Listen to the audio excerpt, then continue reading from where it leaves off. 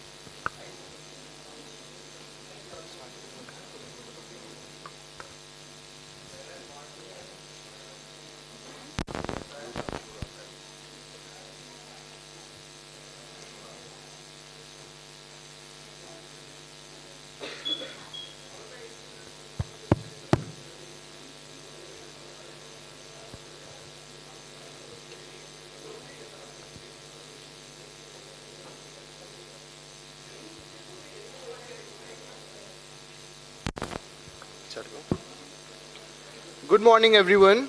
A very warm welcome to all of you to the orientation program, Disha, of the School of Computer Science and Engineering. We are absolutely delighted to see so many bright faces with us today.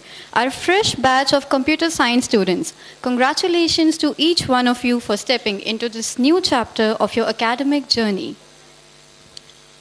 To commence this event on an auspicious note, we request our dignitaries, Honorable Chancellor, esteemed Vice Chancellor, Dean of the School of Computer Science and Engineering, as well as our distinguished guest, Mr. Bikram Jeet, and other respected faculty members to join us on stage for the lighting of the lamp, representing knowledge, wisdom, and the start of the new beginning.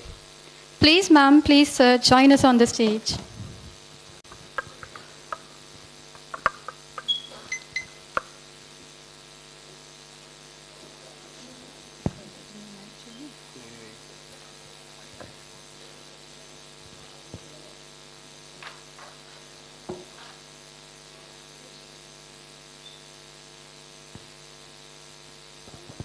क्रतुंड महाकाय सूर्यकोटि समप्रभो निर्विघ्नं कुरु मे देव सर्वकार्येषु सर्व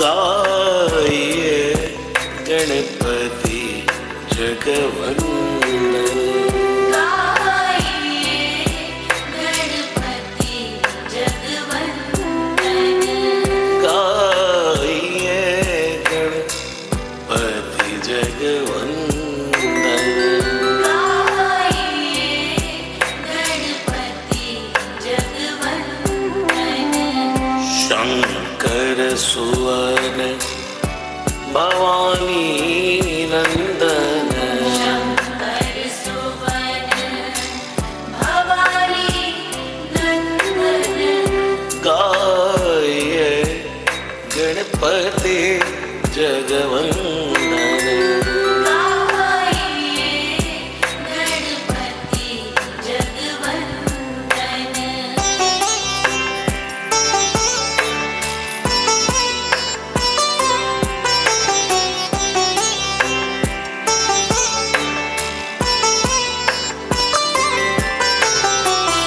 मोदक प्रिय modak Thank you so much, dignitaries, for gracing the ceremony.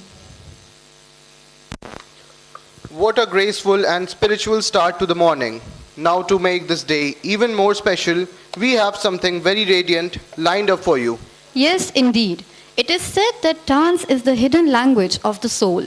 And today, our talented performer is here to welcome all of you with a beautiful classical performance.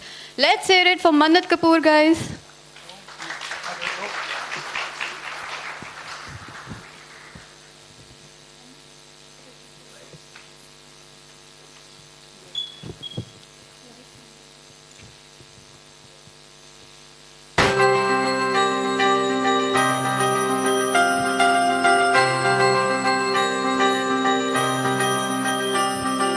सा सा नि सा नि नी सा नि पा पा नि मा मा मा मा मा मा नि धा धा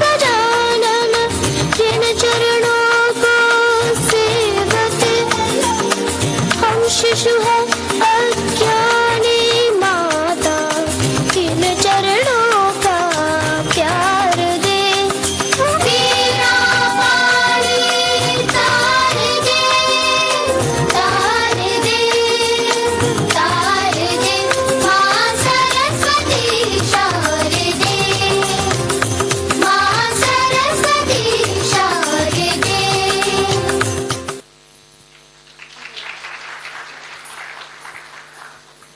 That was a wonderful performance. Thank you, Mannat.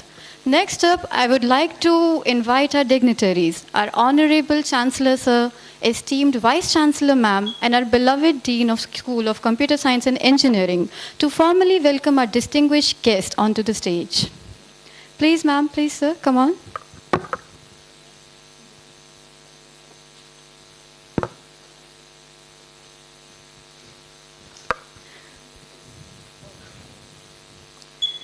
Our distinguished guests today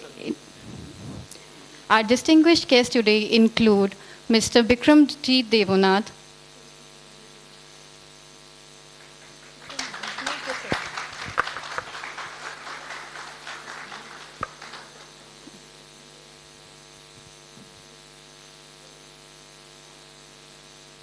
Ms. Paulina Muzinska,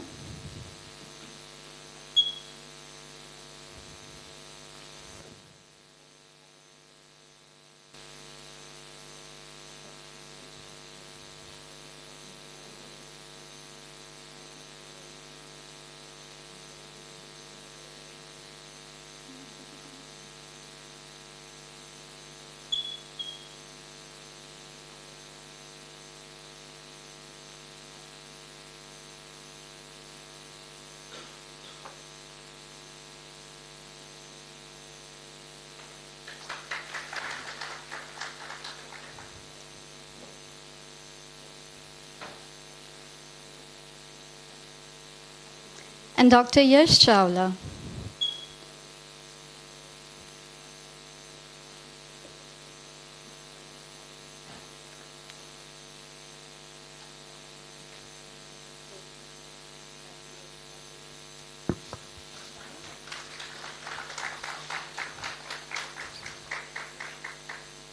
Thank you so much, dignitaries. Thank you so much.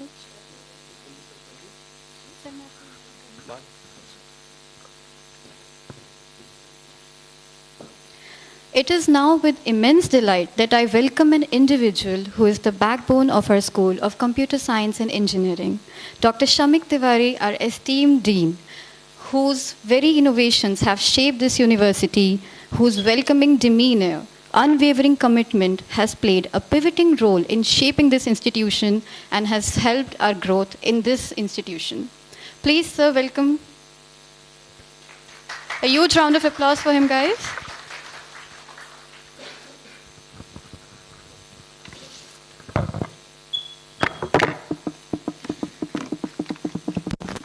Hi, good morning. Louder, good morning.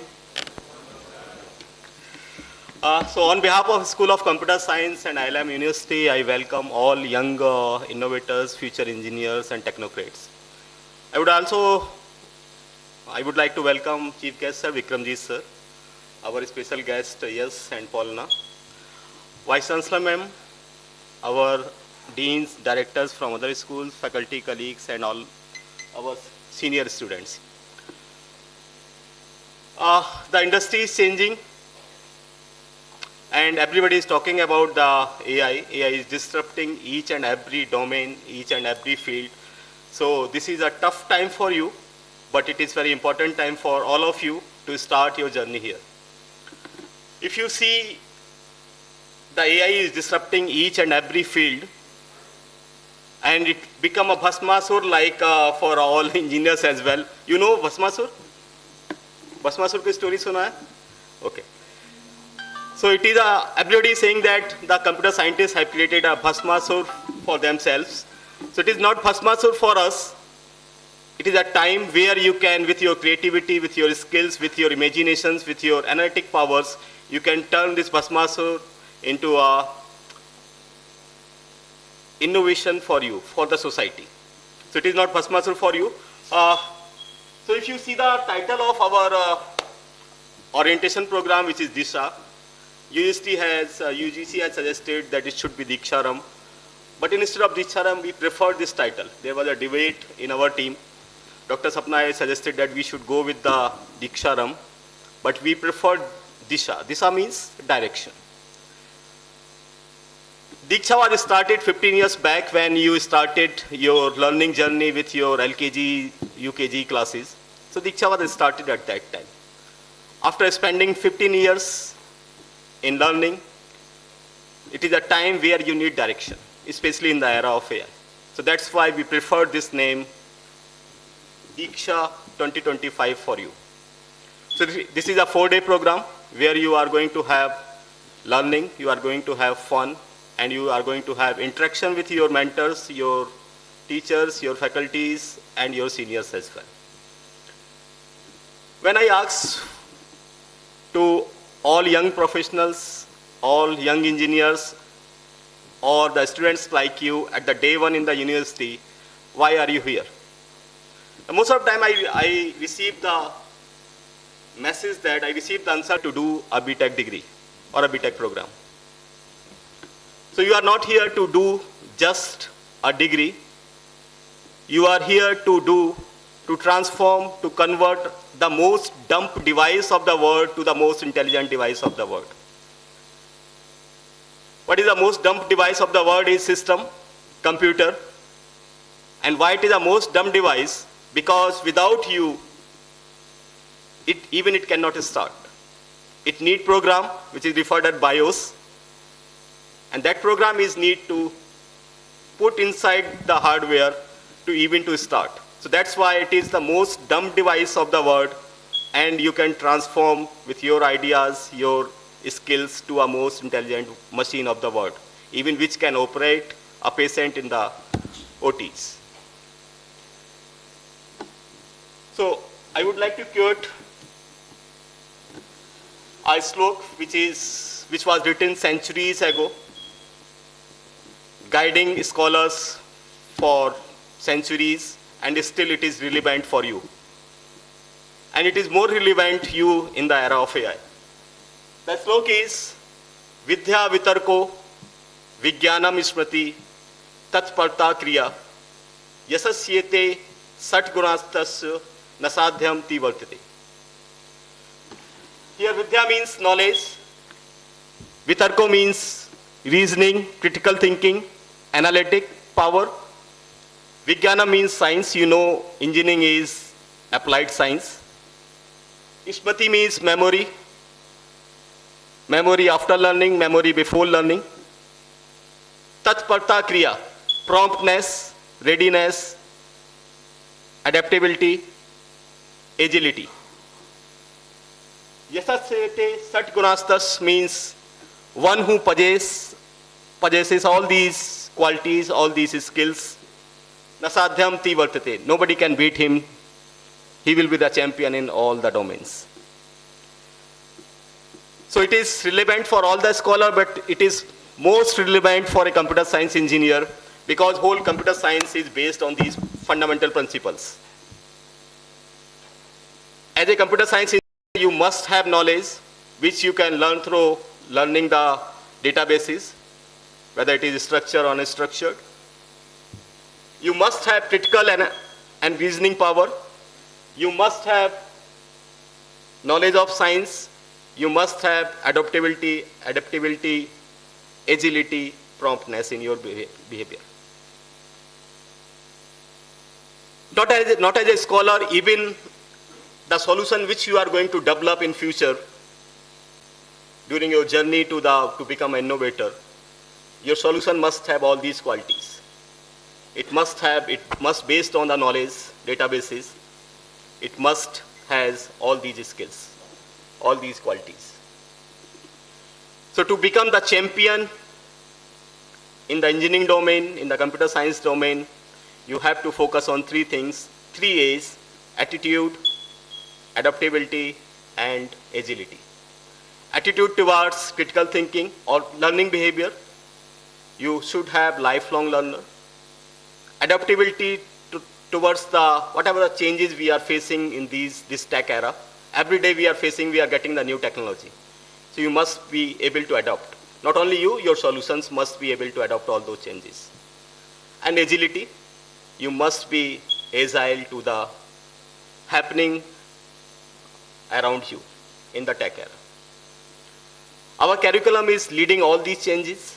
We have the courses which can give you right direction, right disha to achieve all these qualities, all these skills in your learning. So with these words, I am ending here. I wish you all the best. Let's lead the innovation at ILM University, lead the innovation at School of Computer Science and Engineering, and transform the most dumb device into the most intelligent device of the human era, or for the society changes. So I have a longer conversation with you on the 4th day of the Disha program, where we will discuss, we will have one-to-one meetings with all of you. And with these words, I am ending here. Wish you all the best. Wish you all the best for your future innovations. Thank you.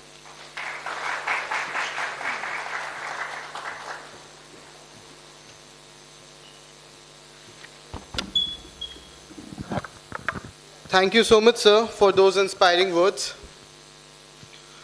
A university is shaped not only by its infrastructure or academic offering, but by the visionaries who lead it forward.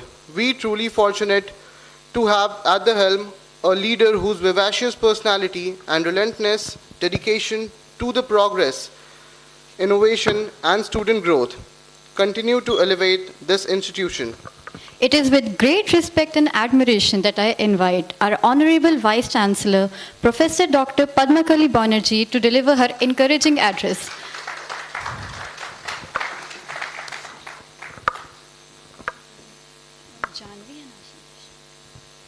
Thank you, Janvi and Ashish, for those nice words, and well done. It's a bright morning. I think this mic is working. Janvi, you can take it.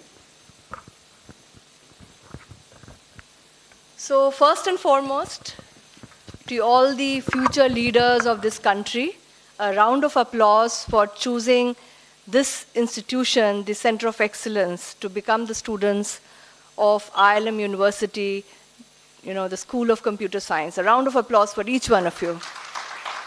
A louder round of applause. Wonderful. Every time you clap, you create some kind of waves, and you become very attentive for your own self, for your mind, for your body. So first of all, it gives me immense pleasure to welcome each one of you.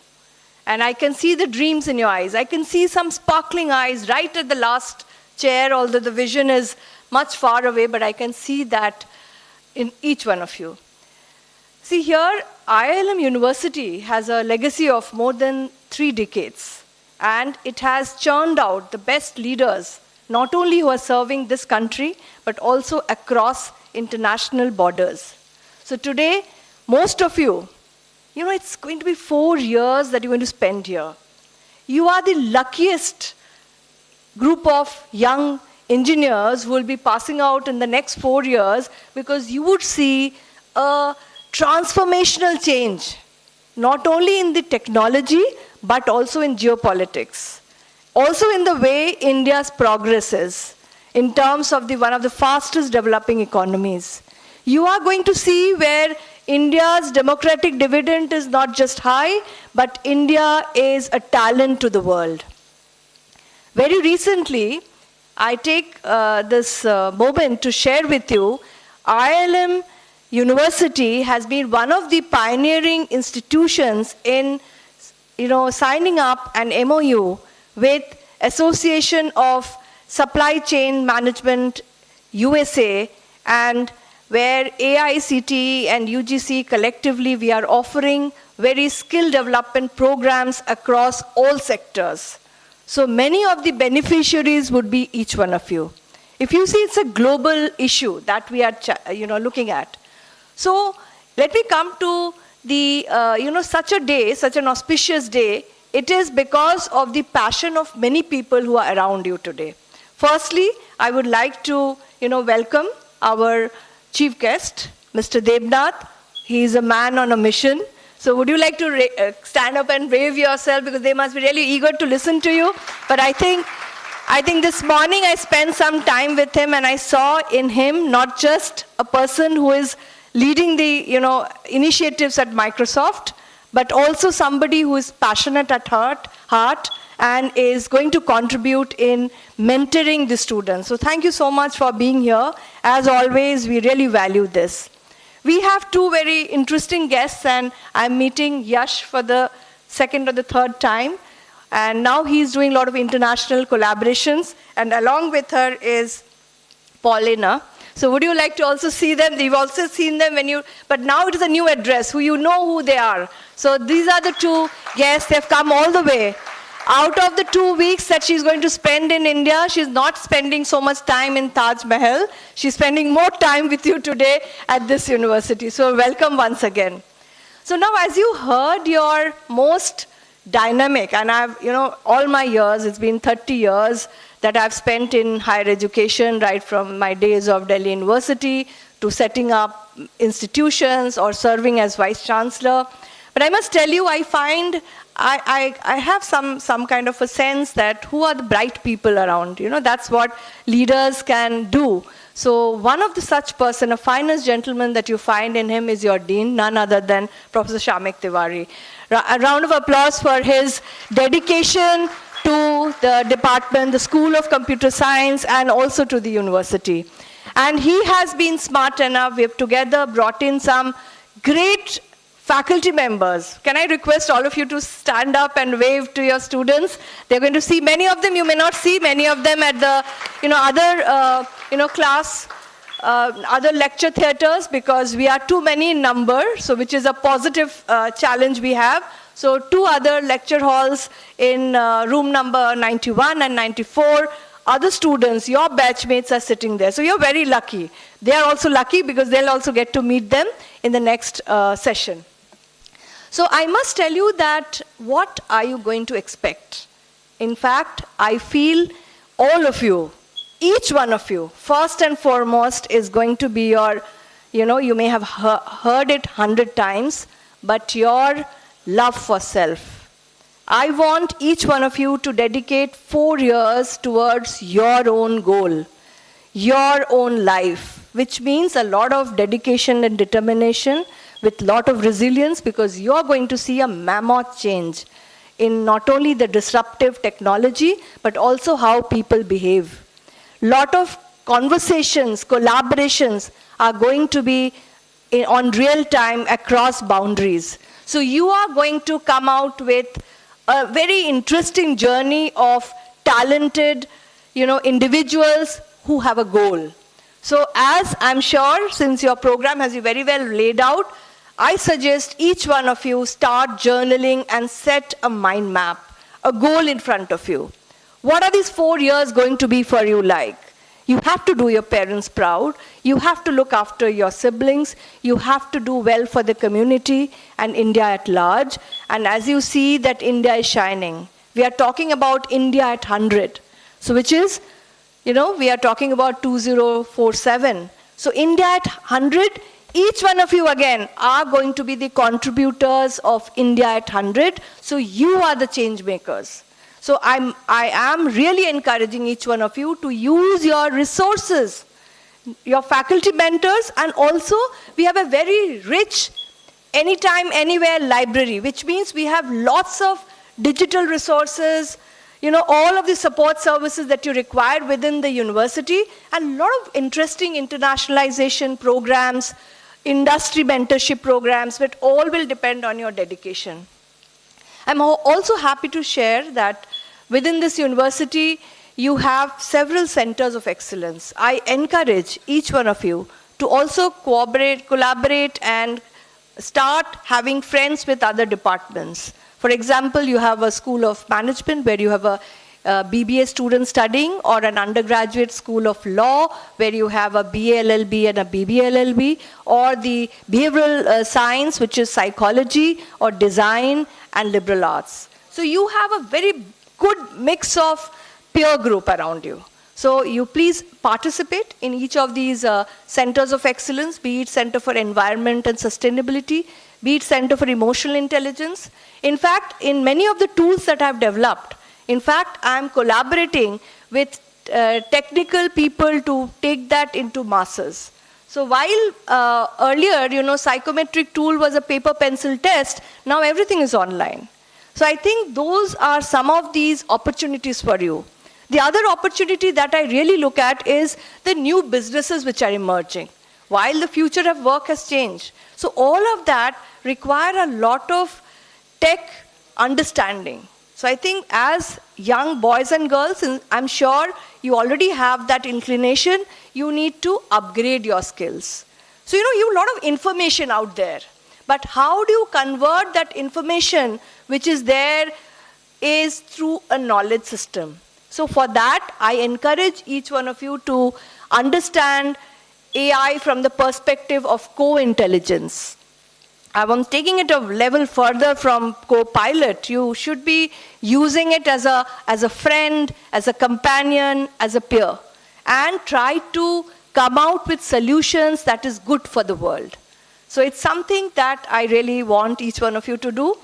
But at the same time, I feel that this particular university, you are in one of the best addresses that you see in India, that the golf course road, there are limitless possibilities.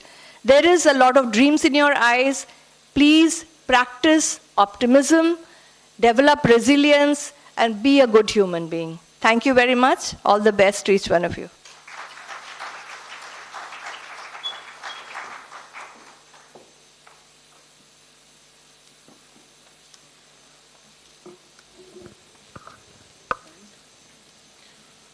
That was truly motivating. Thank you so much, ma'am, for sharing your thoughts and lighting the way forward for this new batch.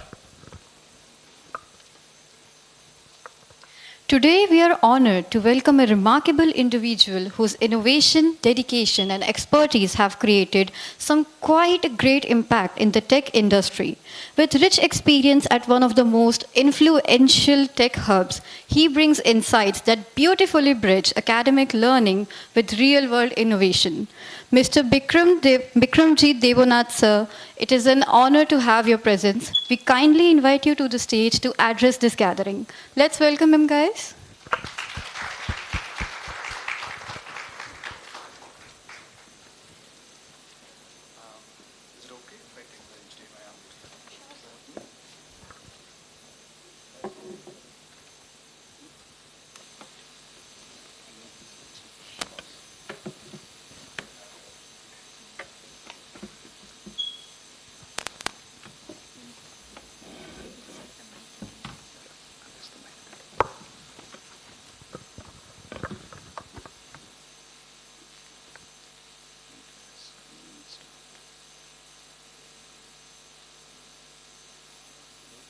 Okay. All right. Good morning, everyone. Good morning. Okay, still very low in energy. Good morning.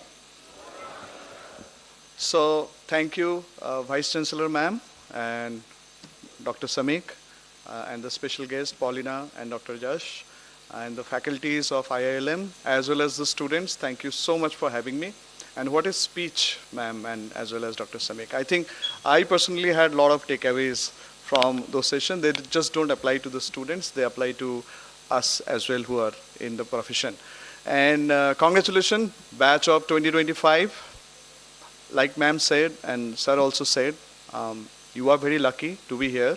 We see the sparkling eyes and the dreams in your eyes.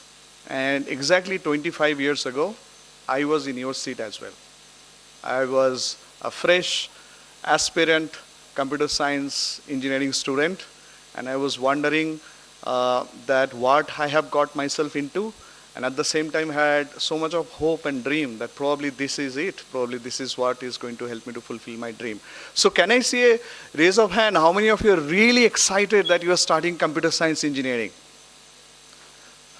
Okay, pretty much everyone, awesome. And please be honest with me, how many of you are a little terrified as well? Yeah, what does all this, I mean, it looks like only 30% of the class are terrified. That's good. Ignorance is a blessing. Okay, so I will try to do justice to the name of your event here, which is called Disha, which is about direction. And I must say, when I looked at the agenda of 3 days, what you are doing here, I really felt that all of you are extremely lucky. The kind of industry profile that your university is bringing for you, the infrastructure that they are giving to you, the kind of faculties and the dedication and the care, I must say it's unmatched. I at least 25 years ago, we did not have this luxury to say. Definitely not in the first year of engineering. So it's up to you how you're going to use it for your advantage. What I will do is, so a little bit of background. I lead the cloud and AI business for Microsoft India, was leading it till last year. Now I'm changing, I'm moving to Asia now to lead the same business for ASEAN countries. 10 years in Microsoft, 21 years, and like I said, I started engineering 25 years back. So these 3 questions I'll try to answer for you in next 15-20 minutes or so. Then maybe we can take some questions as well if you have doubt. Number 1, what are the key technology changes happening? Maybe your seniors who are in the 4th year of engineering might know this little more, but I think as you are entering this, it's good to know what exactly you're getting yourself into. And then how is it impacting companies in the job market? It will be very, very, because you will be impacted by that. So what are we seeing and how can you stay ahead? So let me start with the first question. What are the key technology changes happening? Quick quiz. Do anyone know in the room how old is Microsoft? Anyone in the room? We just completed 50 years this year. Microsoft was started in 1975 by Bill Gates. 50 years in existence, and it's a miracle that we are still relevant after 50 years. There is no technology company that survives that long. And in our 50 year of existence, these are the platform shifts we have seen. I have seen it exactly 25 years back when I signed up for computer engineering, is because computers excited me a lot. And can you believe it was the first box, right? That was only 25 years ago. We started with the dream. Bill Gates had a vision that desktop on a computer on every desktop in every home and in every office. So we achieved that, but after that internet came, then the mobile revolution happened, then cloud revolution happened. I have been leading the cloud business for Microsoft, it's only 14-year-old. And then now the AI revolution started. It's only 3-year-old. And what happens in every platform shift, all the battles that was won or lost before that gets relitigated once again. All the winners and losers gets decided once again. And that also means all the jobs, all the careers go through the same transition. The jobs that were hot before, they all go through the same change. Everything gets rewritten once again. And we're just entering, we're on the 3rd year of AI. And this is the change that I already see. I grew up studying Moore's Law. How many of you actually heard of or know of Moore's Law? Can I see a raise of hand? All right, of course the faculties, I'm sure, but none in the students? Come on. So Moore's Law, it was not a physical law, it was an empirical law. It was stated by Andy Grove, who was the CEO of Intel, that every 18 months, the capability of the chips are going to double. And he said that, God knows, like 50 years ago or so. And since then, it worked pretty consistently. And when I was growing up as a student and then got into the work field, I always believed that the new Pentium processor came, that's it. This is the maximum that you can do. And again, in 18 months, they just break all the records. So I'll share an interesting story with you.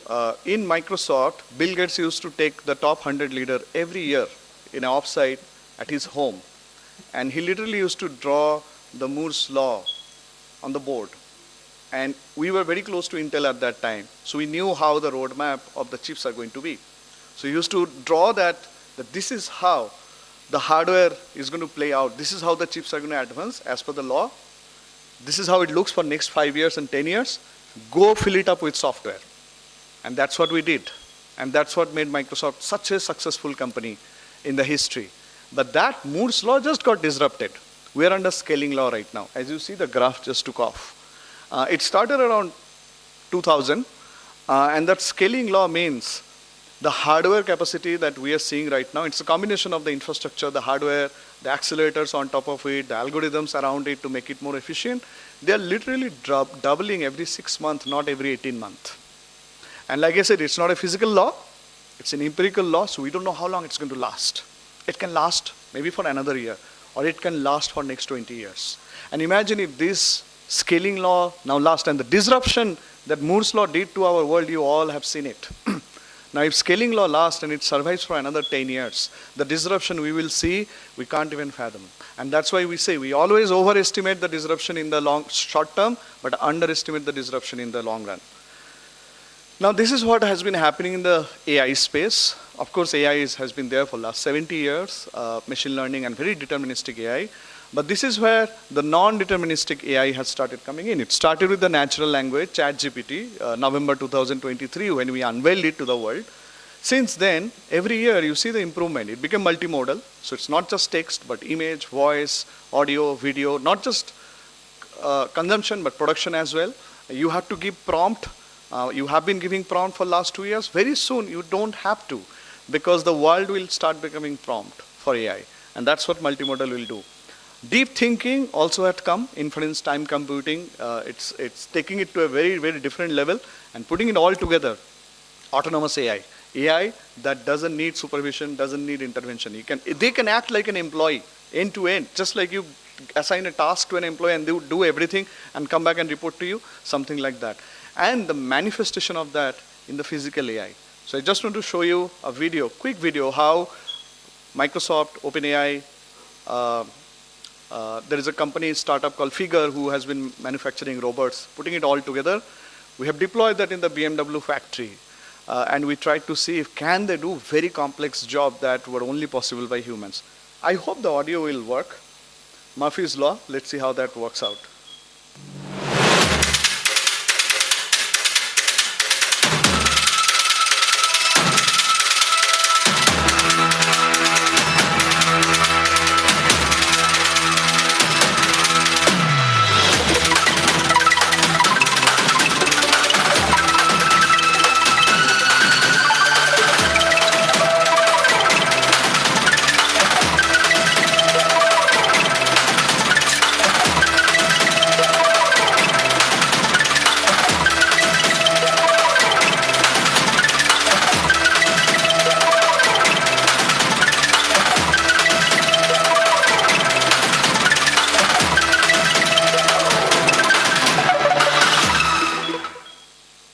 This is the field you just signed up to study.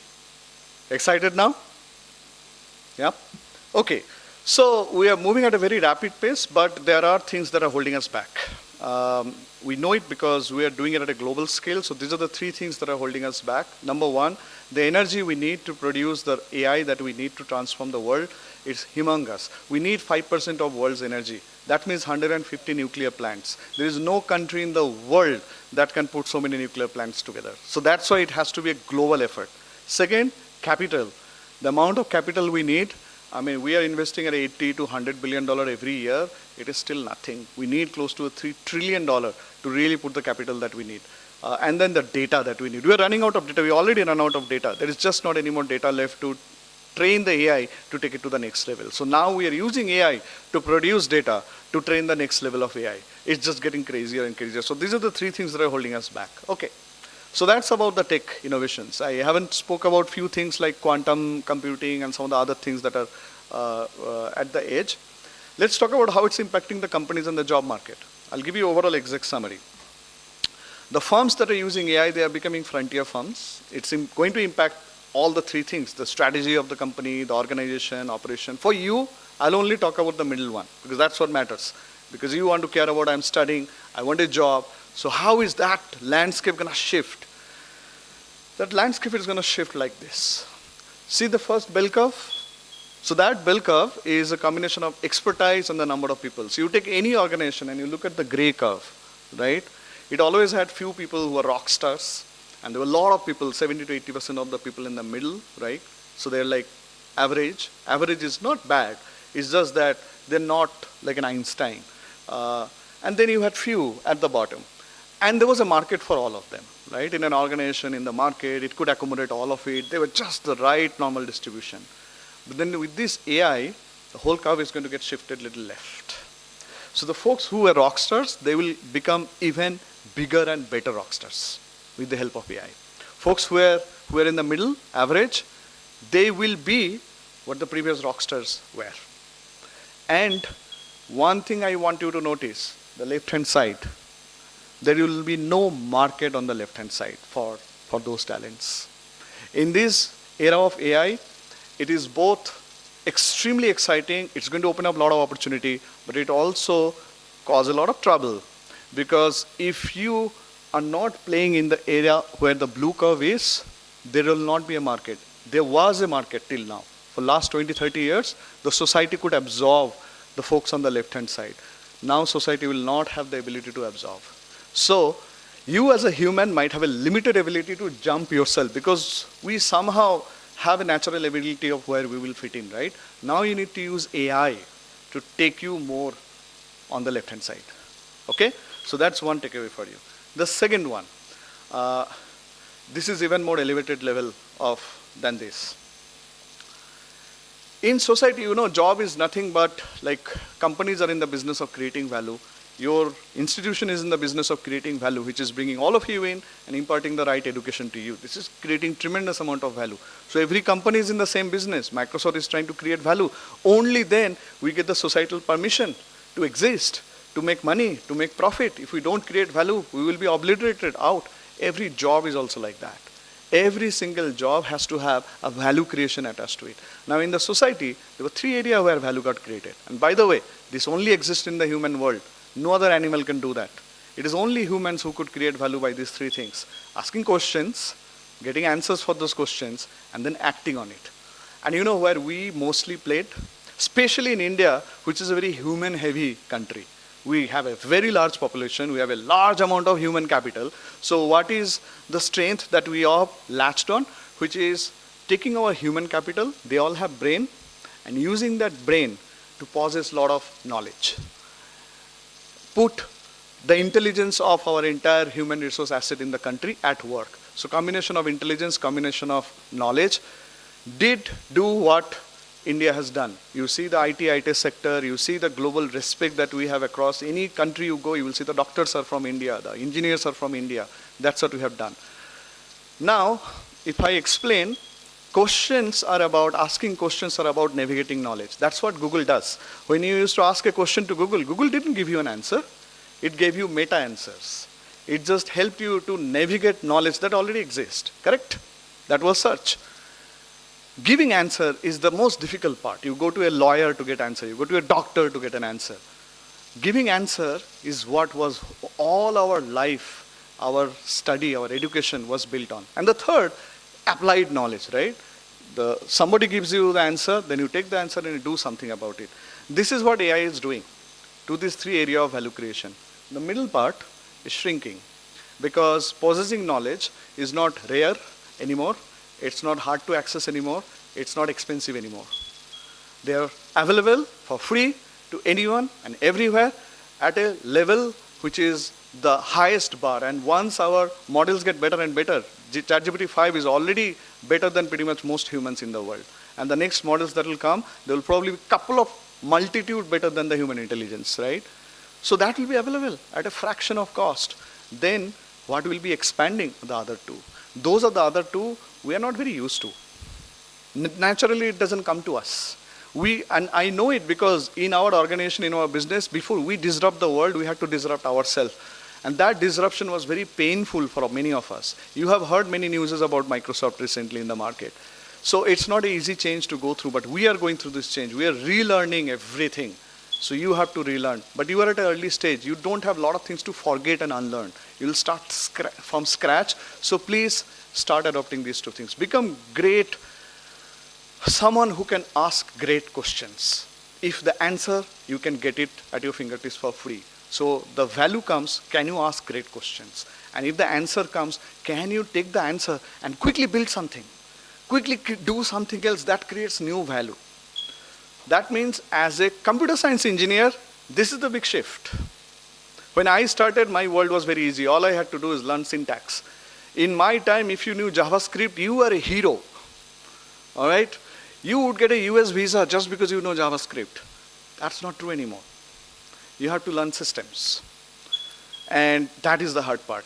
I was lucky enough to spend 10 years in the industry, spend in many roles, in many rooms, and a lot of apprenticeship opportunity to understand systems, to understand how everything works. You probably are not going to have that advantage anymore. You will be expected to have that knowledge when you go and hit the road year one of your work.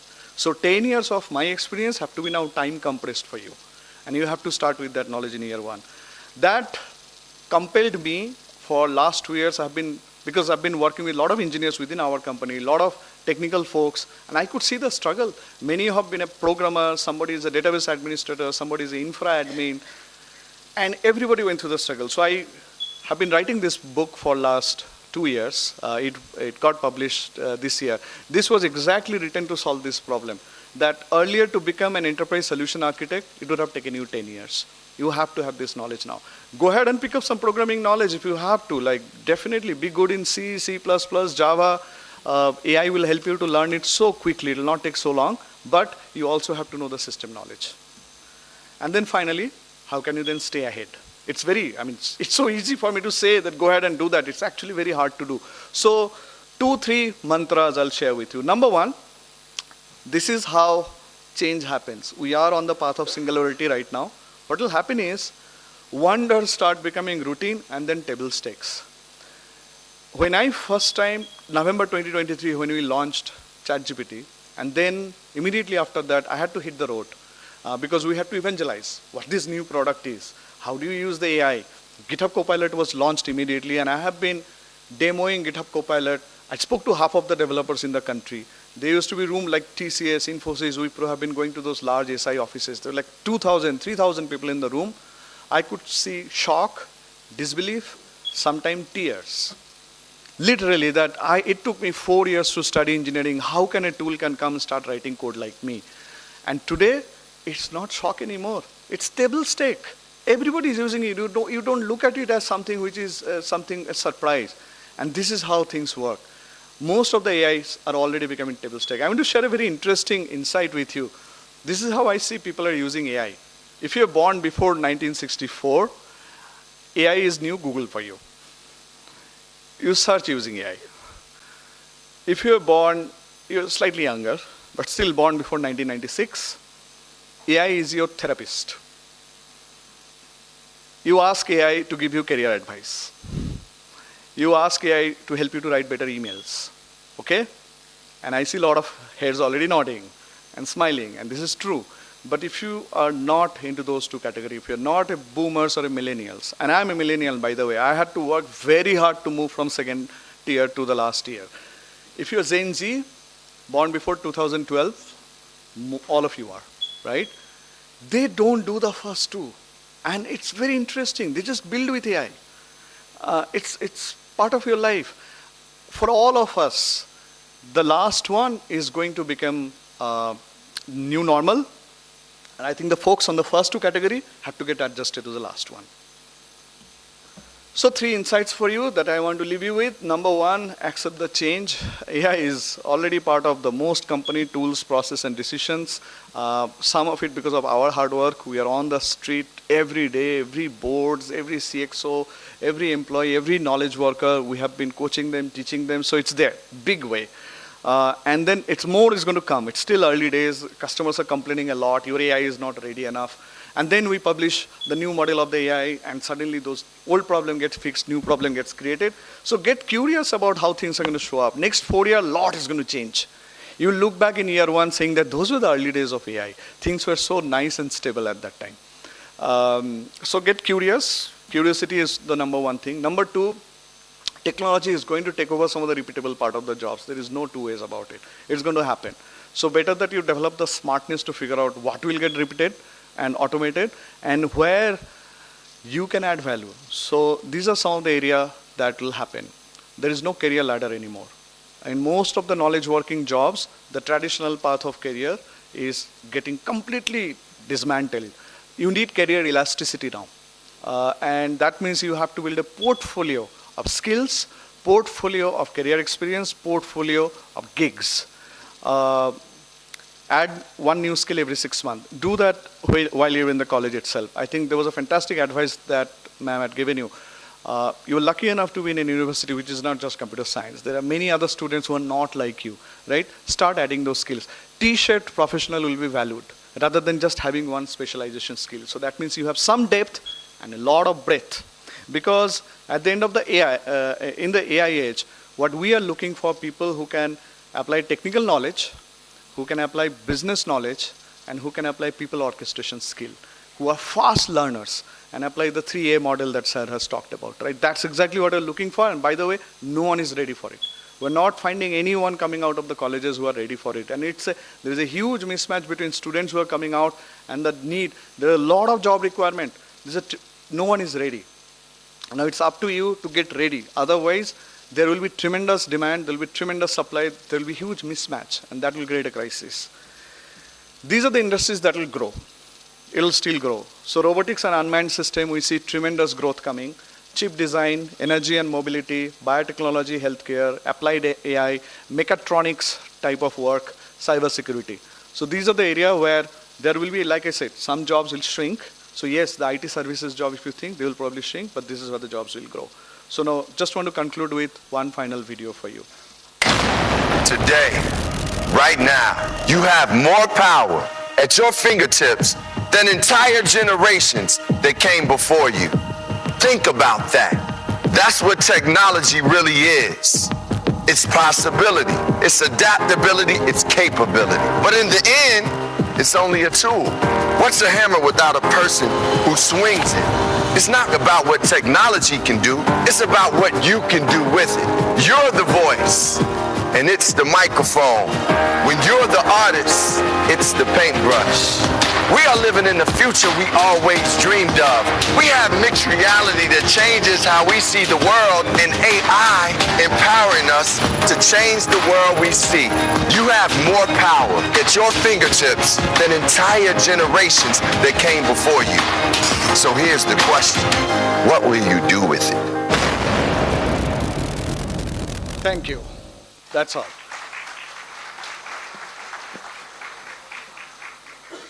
Do we open it up for a few questions or we wrap it up, sir?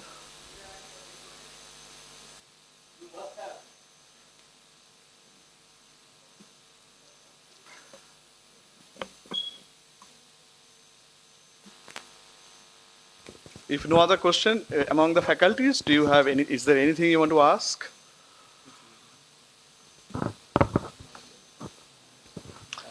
Come on, don't be shy. Not being shy is going to be one of the qualities you will need.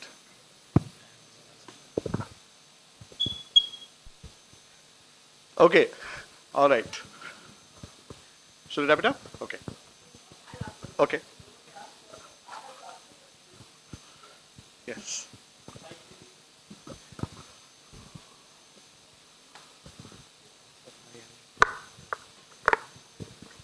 I think what Mr. Debnath said, I think their entire presentation and all the, you have touched and you have sensitized all of the audience sitting here. So first and foremost, I would like to give you a standing ovation. Just all stand up with a round of applause.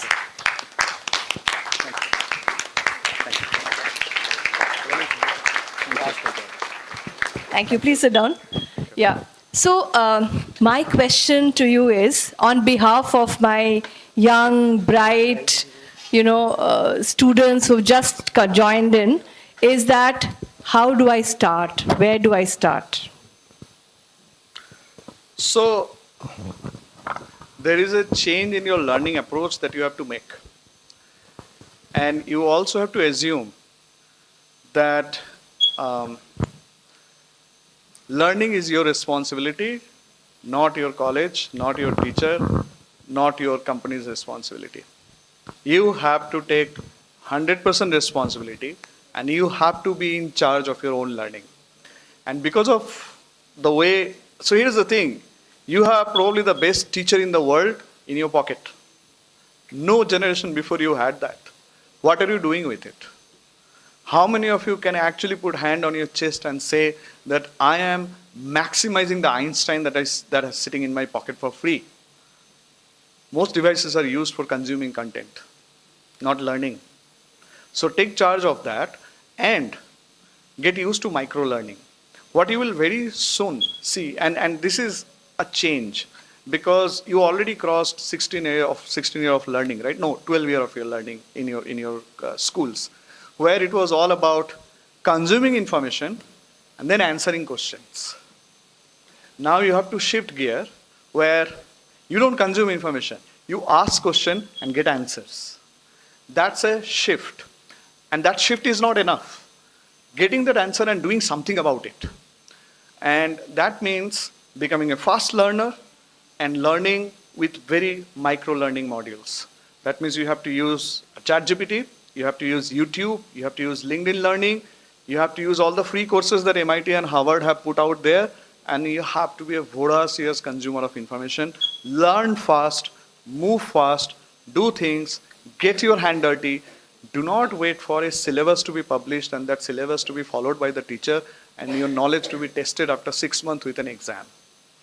That model, if you follow that, see, the entire system is trying to catch up. Okay? It's not easy to do at scale. We have been advising the government of India and many other governments around. Everybody recognizes that. The NEP that came out, the National Education Policy, is a path towards, but it's so hard to do that at national scale. So many school, university, you already have a set framework and you just can't change it and disrupt it overnight. It's going to probably take 20 years. You can't wait 20 years. You only have 4 years. So take charge of your education. Learn how you have to learn in the new age. And I'll give you one extreme example. I'm meeting somebody today evening, and he's a student in the second year of his engineering. Indian student in an US school, right now in India, already founded a startup. And my discussion with him is about introducing him to some of the BFSI customer where he wants to pitch the solution to the customer. He already has 5 paying customers, right? This is a student in second year. I couldn't have imagined it ever happening.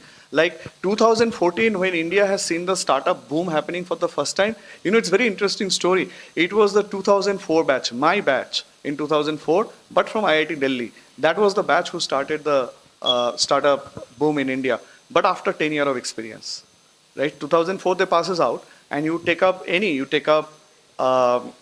you start with Ola, you start with Flipkart, you start with Myntra, Zomato. You will see all of them goes back to the IIT Delhi 2004 batch. But they were from the millennium generation. They didn't have the family security. The world was still moving slow. So they went out, got some job experience, 10 years. They just couldn't do job anymore. They just had to go out and start a company. You don't have that luxury. Can you do that in the second year? Can you do that in the first year itself? And if you have to do that, how you have to learn? How fast you have to learn? How your learning model has to completely change? And accept that the schools and the universities and the world out there is not going to be able to catch up. And you can't wait. You have to do it anyways. Yes. Sir, ChatGPT is destroying creativity. So what do you say about it? It's a great question. So interesting that you asked. So aside from my corporate profession, I'm also an artist. I started art when I was just 6 years old, and an avid artist. I have been, and when in November 2023, when we launched it, many of my friends came and said, okay, now what about art? And I'll share with you my experience, because it was new to me also, right? Just like as a programmer, I felt that cringe, that a machine can write code. Come on. Same cringe I felt when I have seen, machine can draw. Yes, it does it very well. Okay? So I'm not competing with it. Where it is helping me, I still draw, but my ideation of drawing has just gone through the roof right now. Because I use AI to now, because earlier that whole process used to take me a couple of days, couple of experimentation. Now I'm first time right. I ask AI that this is what I'm thinking. Can you be a co-thinker with me and help me that what I want to sketch? And by the way, I'm also very blur about the color theme I want to follow, right? In past, I only knew the final outcome after my sketch was done after 3 days of labor. Now I see the final outcome in 30 seconds and I play with it. So I still sketch and I do it because I get joy and fun in it, but I use AI to help me to be a much faster and much more productive artist. Do I feel bad about that there are a lot of art that are getting posted in social media that are actually not being done by human beings and are being done? My recommendation would be not to worry about it, right? We are already way beyond that limit, right? It's the horse is out, they left it. So now the focus would be, can I use AI to be more creative? I think pretty much every art, any marketing department you go today, like after software development, one business department that got disrupted the most with AI was marketing. And what was the job of marketing? Creatives. Advertising agency, creatives. So now AI can create amazing creatives, fraction of a cost. You speak to any marketing executive, it's a blessing sent by God. Earlier, the same thing would have costed 25 lakh and 2 months. The same creative can now be done in 1 day, half day, right? At a better quality. So that's the thing. It is not destroying creativity. If you want to continue to be creative, it will help you to do it much efficiently. But if you want to compete with it, you can't win. On behalf of all young engineers, I would like to ask, what are the key areas we should focus in the era of AI as a computer science engineer? Okay. What we did in our school, we have 4 essential pillars of the curriculum: AI, infra, data, which is a gold for AI, yeah, and the algorithms. So yes, apart from this, what we should focus on? Okay. It's a great to be question. relevant in the industry. It's a great question. I think on the tech side, what we have to do, you are already doing it, which is build a broad area of knowledge. During our time, there was a tendency, ये सब बेकार है, compiler पढ़ के कोई फायदा नहीं है. Let's learn Java because TCS उसी से recruitment करते हैं. Those days are over. So you have to now learn architecture, learn the overall system design, being able to answer good interview question. For example, a programmer thinks what happens when one person clicks on the button. An architect thinks what happens when 10 lakh people click on that button. That's a huge difference. How do you design a system which can handle that? And you need to be able to answer that question as a student versus a 10-year experienced guy during our time. Okay? So learn that. That's the tech part. But even that will get automated. I mean, you can ask ChatGPT and even that will give the answer, right? So it's very important that while the answer is available, you have the ability to connect the dot yourself. And why I ask that? If I give ChatGPT to my kid today, and if he asks a question about how thermodynamics works, do you think he will be able to understand and interpret the answer? No, my 11-year kid will not be. Why not? Because he doesn't have contextual knowledge. So even if you have the most powerful machine in your hand, the tool is going to be useless if you do not have exactly the same way. If you ask it to explain to you how the DNAs are divided using a very advanced microbiological process, you will read the answer and they'll go over your head. So as a person who is asking the question, you need to have contextual understanding. Otherwise, you will be a very lousy driver of AI. Okay? So do it for your sake so that you can be a very good driver of AI. But that is not enough. What we're increasingly seeing, people who can drive AI better, because we need good orchestrator of AI. You need to have good technical broad understanding. You need to have good business understanding. So whichever business you go, you might be joining a bank, you might be joining an IT company, you might be joining a manufacturing company, a defense company, a robot company, it doesn't matter. You have to know the process, the business. So here is my big challenge for you. The MBA degrees are gradually going to get a little outdated because you can't wait that long to have a broad view of business. Think about your B.Tech is a combination of B.Tech and MBA, what you have to do, because that's what industry needs, right? You need to have the first learning ability in the first 2 years of your job. If you are building a product or improving a product that is helping the marketing team or the HR team, you need to be as good in knowing the marketing function, how it works, as how the technology part works. Earlier, we had 2 people to do that. One was business analyst, the other one was technical analyst. No more, right? You will have you and AI, and you need to know both. And the third is people orchestration skill. Because AI is not going to bring the people together, AI is not going to be the leader in the company, AI is not going to drive a change adoption management. So you have to exhibit leadership quality, good people ability, and why I say that. And this is where I'll take 2 more minutes to answer this, right? Because this is very important. Unfortunately, our academic system, since our childhood, doesn't teach us collaboration. Studying is a solo sport. You in fact compete with everybody else, right? Anybody else gets a better marks than you, that's a competition. It never teaches you. But as soon as you leave the academic field and you go to work, you almost cannot achieve anything by yourself. You always have to work with others. And you have to divide roles and responsibility and collaborate very effectively, manage conflicts, drive towards goal, manage ambiguity. These are not taught. These things, and that is why industry and the new fresh students, there is a gap because this knowledge has not been taught anywhere. This is something you have to learn very, very quickly. And that is why some great advice that came from your dean as well as vice chancellor, mix with the people who are not like you. Work as a team, work in a projects in the first year or second year itself. Forget about being a bookish guy. Pick up a tough problem and create a group of team, and as a team try to solve that problem.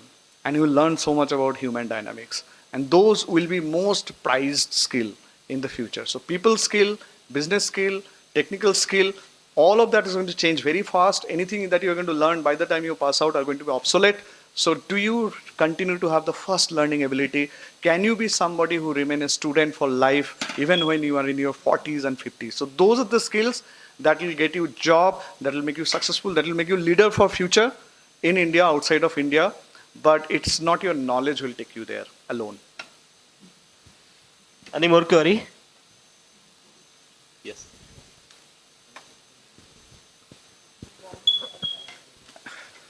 And I'm sorry if this is eating up your schedule, Dr. Sami.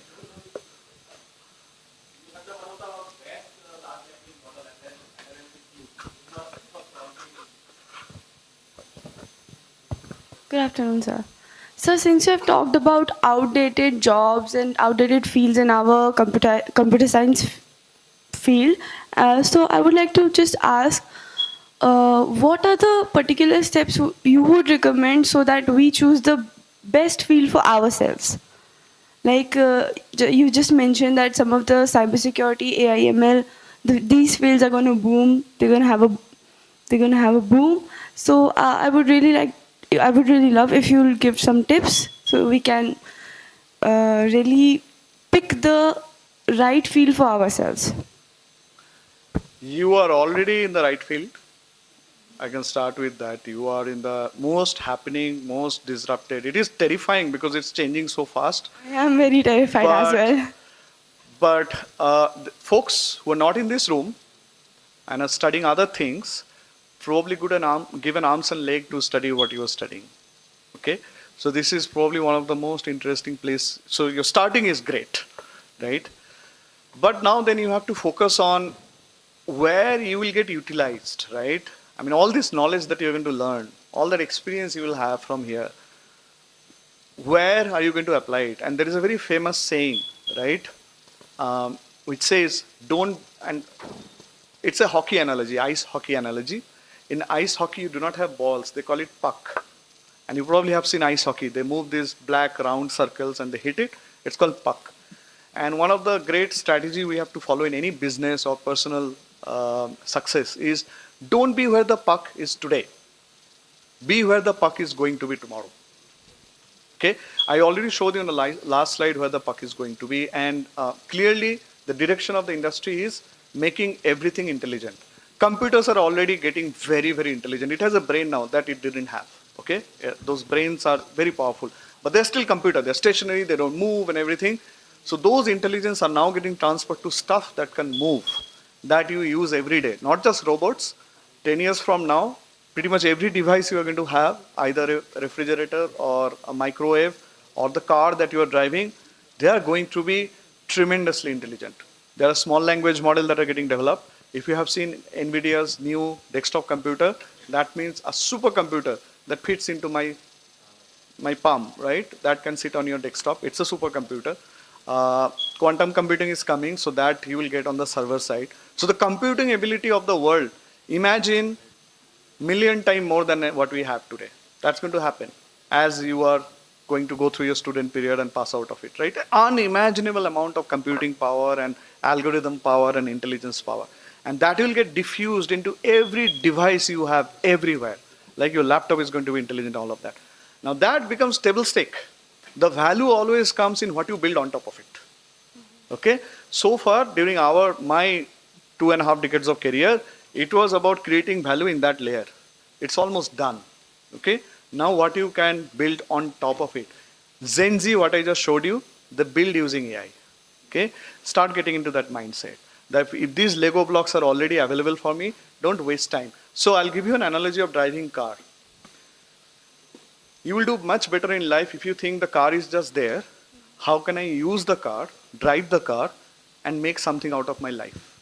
Get to a destination faster, maybe build a business where I drive the car. Rather than all of us spending so much of time about how to build an engine of the car.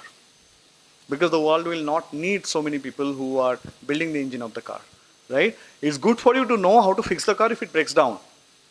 But you need to move on to the layer where the car is just there for you. And it's going to get better and better and better and better. So what is the job that you can do where using the car, it will be a beautiful business model. It will be a beautiful value creation. So infrastructure, AI, all the technology, all the cloud are there for you. What can you build on top of it? That's where all the jobs of future will get created. And cybersecurity and everything is around that. So you do not know what job would be available for you 4 years from now. So learn as much as you can so that you become a polymath. And whatever becomes available, have that adaptability and agility, like sir said, to quickly jump onto it. But success is the meeting point of preparation and opportunity, right? So preparation is only one in your control. So go all in on that. Thank you so much, sir. All right, thank you so much. It was lovely meeting you. Congratulations once again and all the best. Yes, please, one last question. Sir, I actually also have a question, which is like the intention which we have during like writing the code for the AI, can it change the way the model turns out? Like maybe if it's fully for profit, can it be destructive in any way? Like for overall, can it have any downsides if our intentions are fully for profit only? If we don't consider other things? Pretty much any tool will have both sides. Even a humble car is pretty dangerous, right? Something that we need and we can't live without. It's a pretty dangerous killing machine you have at your home, right? And that's where the government comes up with rules and regulations and punishments and everything. Even after that, people break rules. And then you have to have overall social system so that those are discouraged, those are prevented and all of that. Can I ask something in Yes. between, sir? Like, Yes. actually, sir, I don't remember like fully, but I think there was a case on OpenAI, and now they are made to like store the chats, like for training the AI, not exactly training the AI models, but they are made to store the chats which we have with AI. Can it be used against us in any way, or do we have the legalities enough to like use it in a way which is better for our society? See, it's a very complex topic. I do hours and hours of session with the CISOs and the legal heads of many companies since the day we brought AI, because we are getting AI used in an enterprise environment with a lot of sensitive data. I want to leave you with a very simple analogy for all of you. I'm so glad that you are having these questions about privacy, security. Just know that when a product is used in an enterprise environment, B2B environment, it has to pass through so many gates of review and scrutiny, including government. It's very difficult to do wrong there. But we are not perfect. We're still learning, improving, making sure legally compliant. Sir, what would be the ways which you would like advise us to use? I just want to say, AI probably is not the most dangerous thing you have on your phone. There are other apps that you're using pretty much every day that is breaching your privacy far more than you know. Okay? I would recommend a book called No Filter. Read that book if you can. And you'll realize for last 10 years how our private data has been abused and how we all have been product in the name of free product that we're using, right? And far, far more grave concerns that we are going through. the AIs that you're using today, at least the reputed ones, right? If you use, let's say, a Copilot or a OpenAI or a Gemini or an Anthropic one or even a Perplexity, right? Probably some of the safest one because they are under tremendous amount of scrutiny from so many angles. One misstep and the business will be stopped, right? But you have many other free products in your phone that is breaching all of this in a very grievous way. So I would recommend this is the awareness that we need to apply everywhere. That what is being taken from us without our consent, and then how it is being used against us. So it's a good question for AI. At least for our part, we are doing what we need to do. Sir, one more question. Can there be a way, like, what would you advise to, like, the way we can use AI? Like you said, like some people use AI like their therapist and all that. What would be the good way to use AI for like our own development, if you would say? Because you're a student, only one advice, right?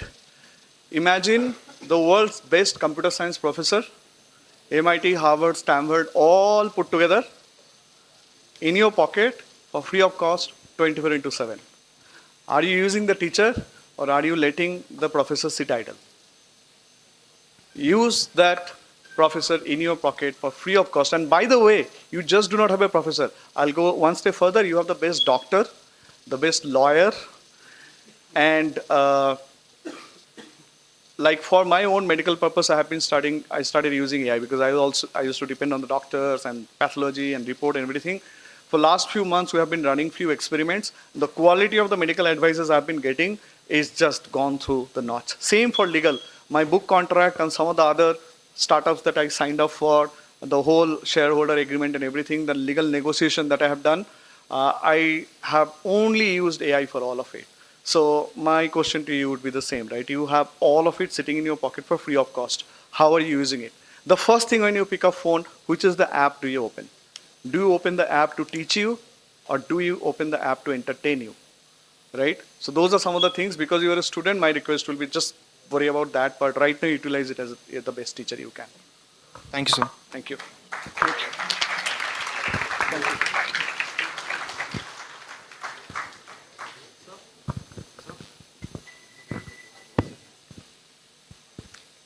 Thank you so much, sir, for sharing your invaluable insights and experiences. Now I request our Vice Chancellor, ma'am, and Dean, sir, to please honor Bikram Jeet, sir.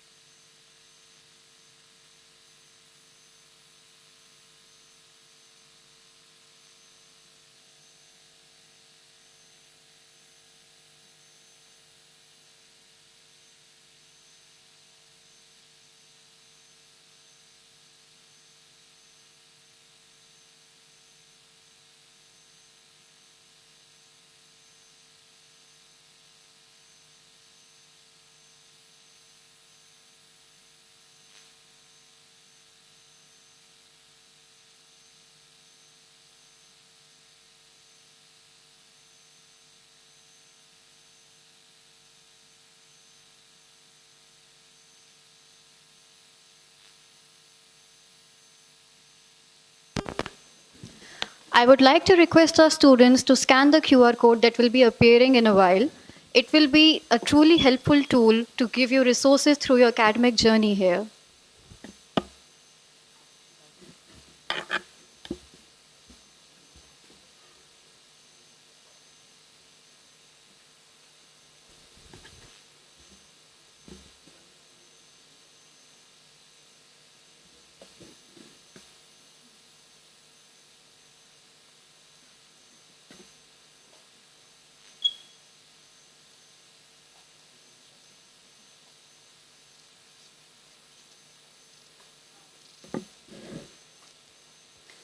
Let us know if you face any difficulties.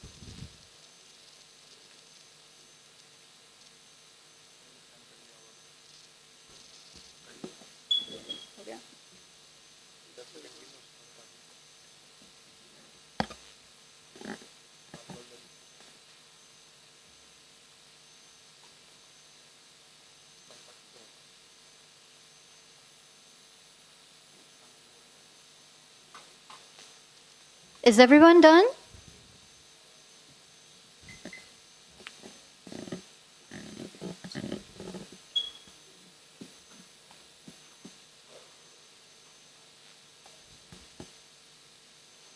I suppose everyone is done now.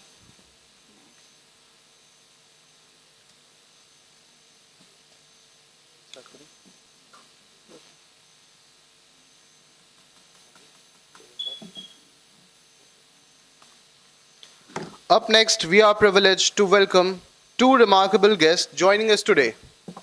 Mrs. Paulina Muzinska, head of the Wrocław Agglomeration Development Agency in Poland.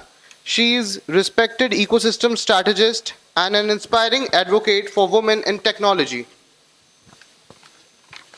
We also extend a warm welcome to Dr. Yash Chawla, assistant professor at Wrocław University.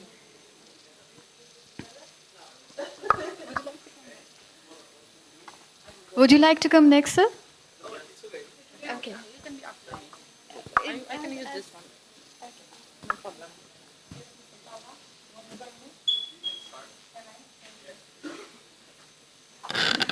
Thank you very much. We will wait for Dr. Chawla a bit, 15 minutes of my time, and then we'll invite him to discuss his matters. Thank you very much for having me. The long description of me, as you can see, but I would like to add something later. In the meantime, I'm not going to take too much of your time, since the distinguished guests that spoke before said basically everything that I wanted to say. So now I have very big difficulties in giving this speech, but I will do my best to share with you all the insights about startups and the startup ecosystem that I have in my experience, in my mind, anything that could be helpful for you. So Paulina Muszyńska is my name, and I am based in Wrocław, Poland. Everybody knows where Wrocław is, I assume, right? Nobody. I don't have any presentation for you, so we'll just have to check it out later on the map where Wrocław is exactly based. But you have to know that this is a very vibrant, beautiful city, much smaller than Delhi, because it's only 1 million citizens, and it's actually not even 1 million citizens. Since 3 years ago we were 700,000, but after the war in Ukraine broke up, we accepted some refugees from Ukraine, and now we are almost 1 million. Why I mention this is because we are such a small community, such a small city, but we do great things about startups, and I would like to share with you how we do it and how you can also do it here in Delhi. So starting from the beginning, Wrocław Agglomeration Development Agency is the entity that belongs to the city of Wrocław.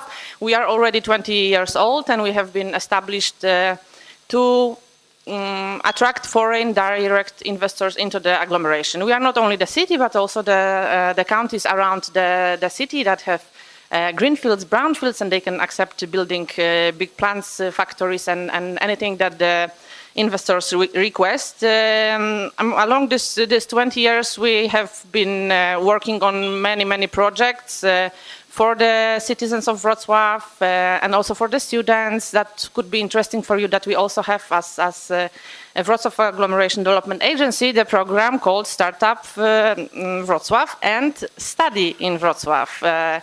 And if you are willing to come, visit another country, get some scholarship, try to study in Poland, that might be some option for you. Also, as the agency, as I said, we are attracting foreign direct investors. We are the pioneering organization in Poland, the first one that started doing this actually. And the main one, the one that has the biggest experience, the one that attracts the biggest investors, and the investors bring jobs. The jobs bring the bigger quality, more quality. We also have a great talent pool in Wrocław, and also the investors bring us taxes returns, so we can build the bigger, better, more beautiful city and community. So we also work in the great golden triangle, which is of course academia, which is business, and the city entities. So this is what I would like to share with you, that this kind of cooperation, it gives amazing results, and I advise everybody to involve all the three entities and even more whatever you have in the city to cooperate for the good of the startup ecosystem. 8 years ago, the Startup Wrocław program that I run has been established. I am in this program since 4 years, so during the COVID I showed up there, and basically we had to start everything from the scratch because, you know, COVID broke the agenda that the previous team had, and there was no events, there was basically nothing, just amazing people like you here. So we used the power of the ecosystem that was already built, the ecosystem that was already working on synergy, working on their projects, and we started from the scratch with events, with reports. This is what we basically do. I always say that we do everything except for giving away money to the startup founders. And yeah, this is true because we are not a VC fund, we don't have money, and I wouldn't even know how to share the money with the startups. We have already, for 1 million citizens, we have over 300 startups. So any numbers in Delhi? Do you know any numbers in Delhi? How many startups do you have here? No? I'm sure it's more, and amazing products that you built here. So we do everything. Starting from organizing events, which is very important in the startup world, as you know, networking. That was already said like 3 times already. Networking, connections, getting to know people, interdisciplinarity, and gathering in the teams that can do something good, that can build a startup, that can change world. What we do is always also preparing reports together with Dr. Chavla. Now we are trying to map the entire ecosystem of Wrocław in order to attract more investors, more startups to settle in agglomeration. What is also important for us is having something for startups at every stage. So events, so projects, everything that all the stages can be attracted to. And the most important is VC world and business angels.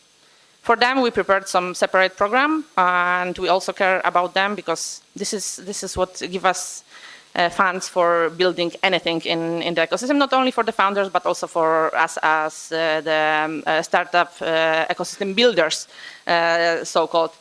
And as I am here, and I should talk to you about the mindset, about the founders' mindset, the everyday job of me and my team, by the way, is for employees only. So we think big. We are so super small team, but we want to do amazing things for our ecosystem. So what we do every day is meeting people like you. This is the most important, that we get to know each of you, that we hear your stories, that we help you, that we actually gather all the information that we get from you, and we can fix something, we can organize event for you, we can do anything that you are asking for, actually. And this is what is the most crucial, that we give you mentoring, we give you knowledge, we give you anything you would like to have, but then after you are a bit more successful, after you reach your goals, you come back to us and you give back to the ecosystem. This is what is the most important, that we are the agile ecosystem, we are very vibrant, and everybody is cooperating. This is what you have to remember about, that you are the single person, but you cannot have all the knowledge in the world. You can start your startup by yourself, but you will not cover all the stages, you will not cover everything that is needed to build a startup. So it's good to have a team. It's really good to have a team. That was already said too. So good to have a team, and you can be good at programming, but you don't have to be good at PR and marketing. So you find somebody that is helping with this. You don't have to be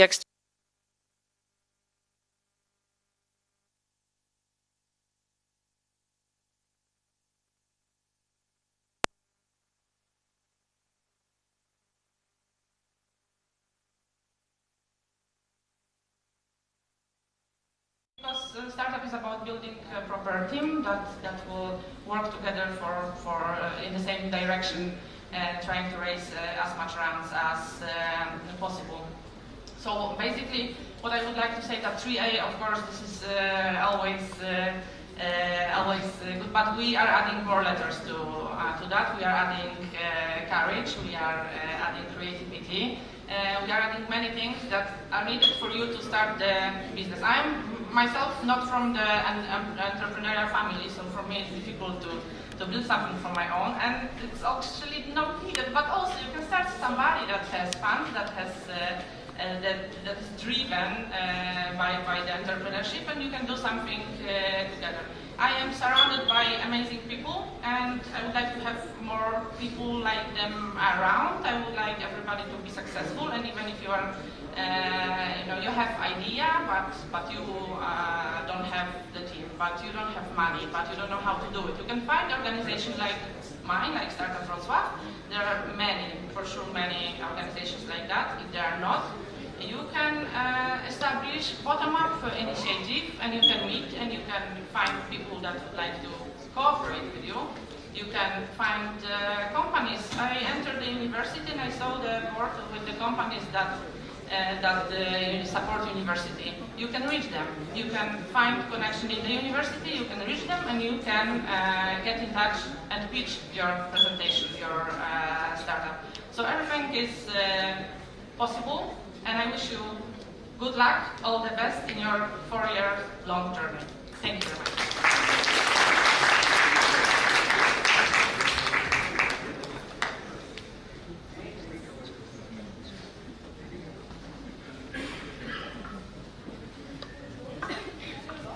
We also extend a warm welcome to Dr. Yash Chawla, Assistant Professor at Wrocław University of Science and Technology and an accomplished consultant in business and innovation.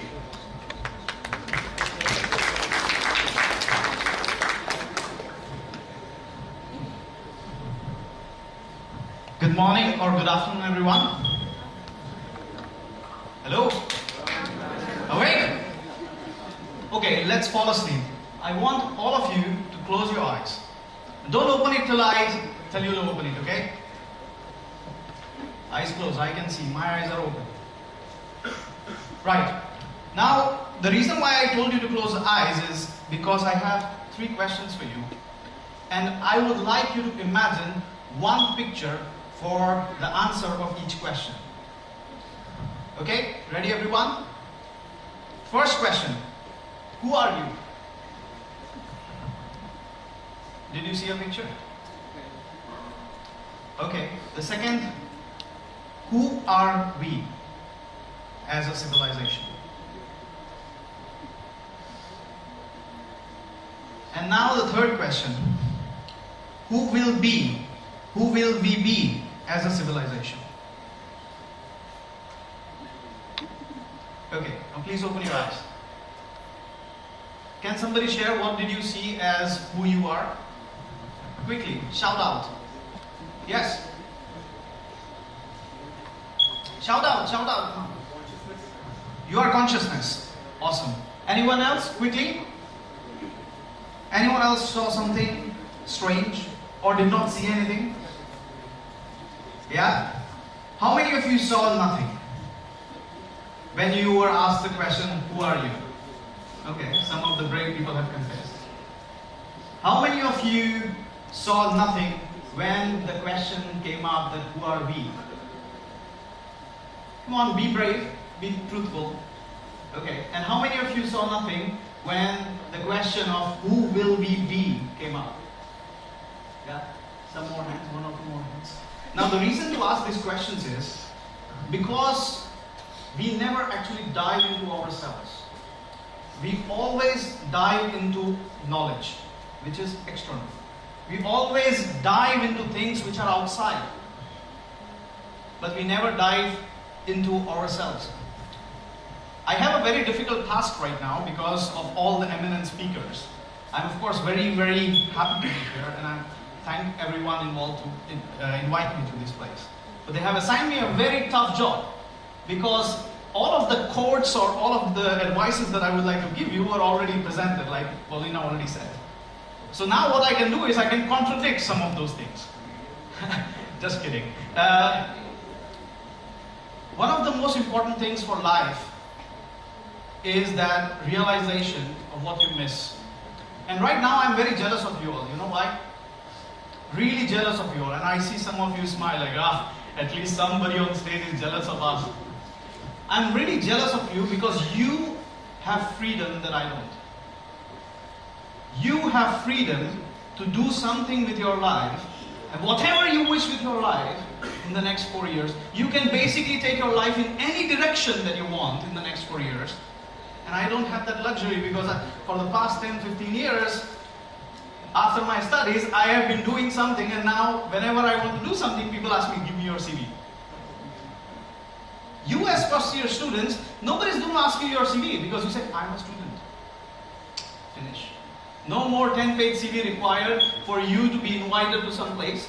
No more 10-page CV required for you to have access to talk to somebody because you have the freedom. That means you have great power. Yeah, that's why I'm jealous of you. Now with great power, what happens? Everybody has seen Spider-Man, I see. With great powers comes great responsibility. And what is your responsibility? Do you remember what Mr. Devnath said? You have the responsibility to go in the direction or take your life in the direction that you would feel happy about. That 10 years, 15 years from now, you could stand on the stage somewhere and you can say that, I'm jealous of you. Yeah? And there are few things that will really help.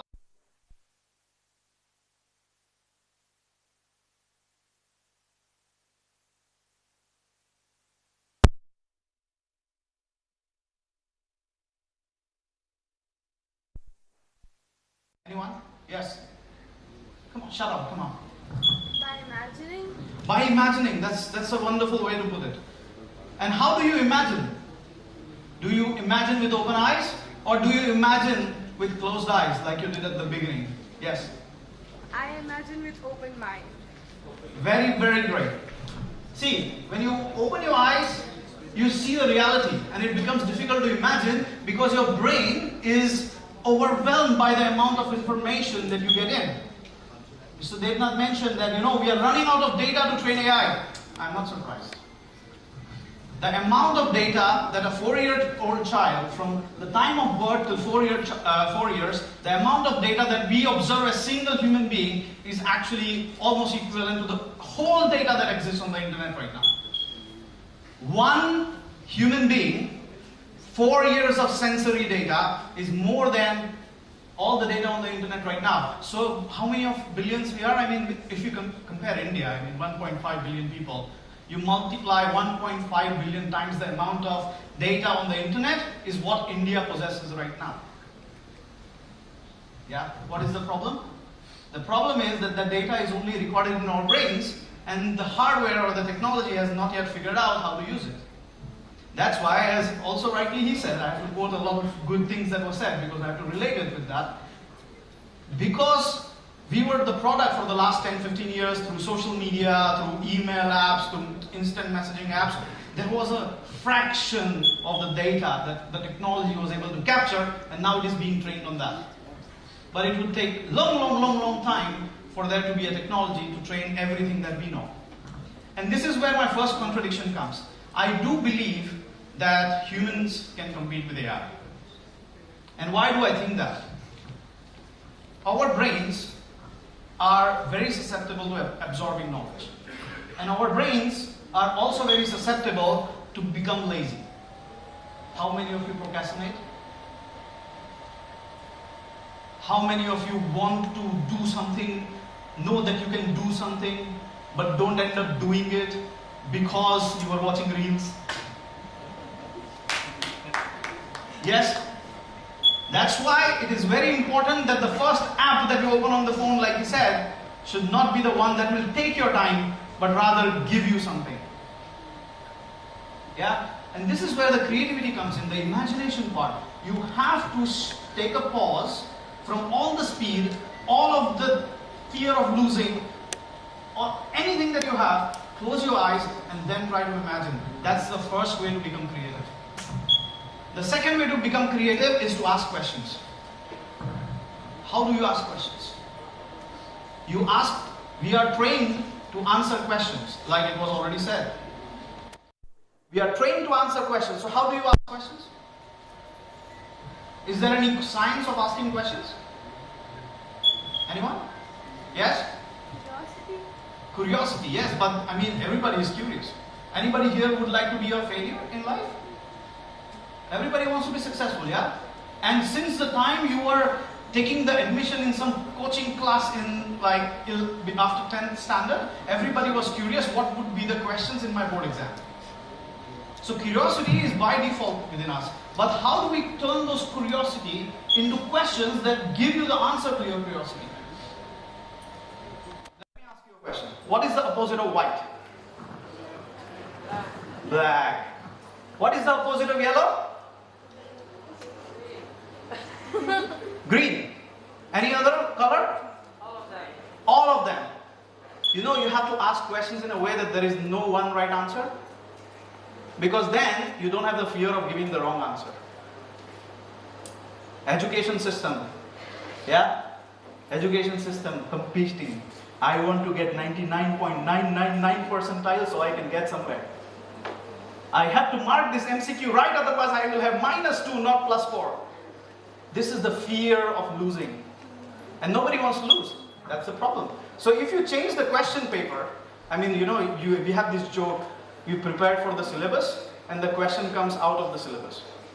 So now for your creativity to punch in, you need to give a question to your brain that is out of the syllabus. So you have to ask a question which doesn't have a right answer, or it doesn't have one correct answer. Like, what is the opposite of yellow?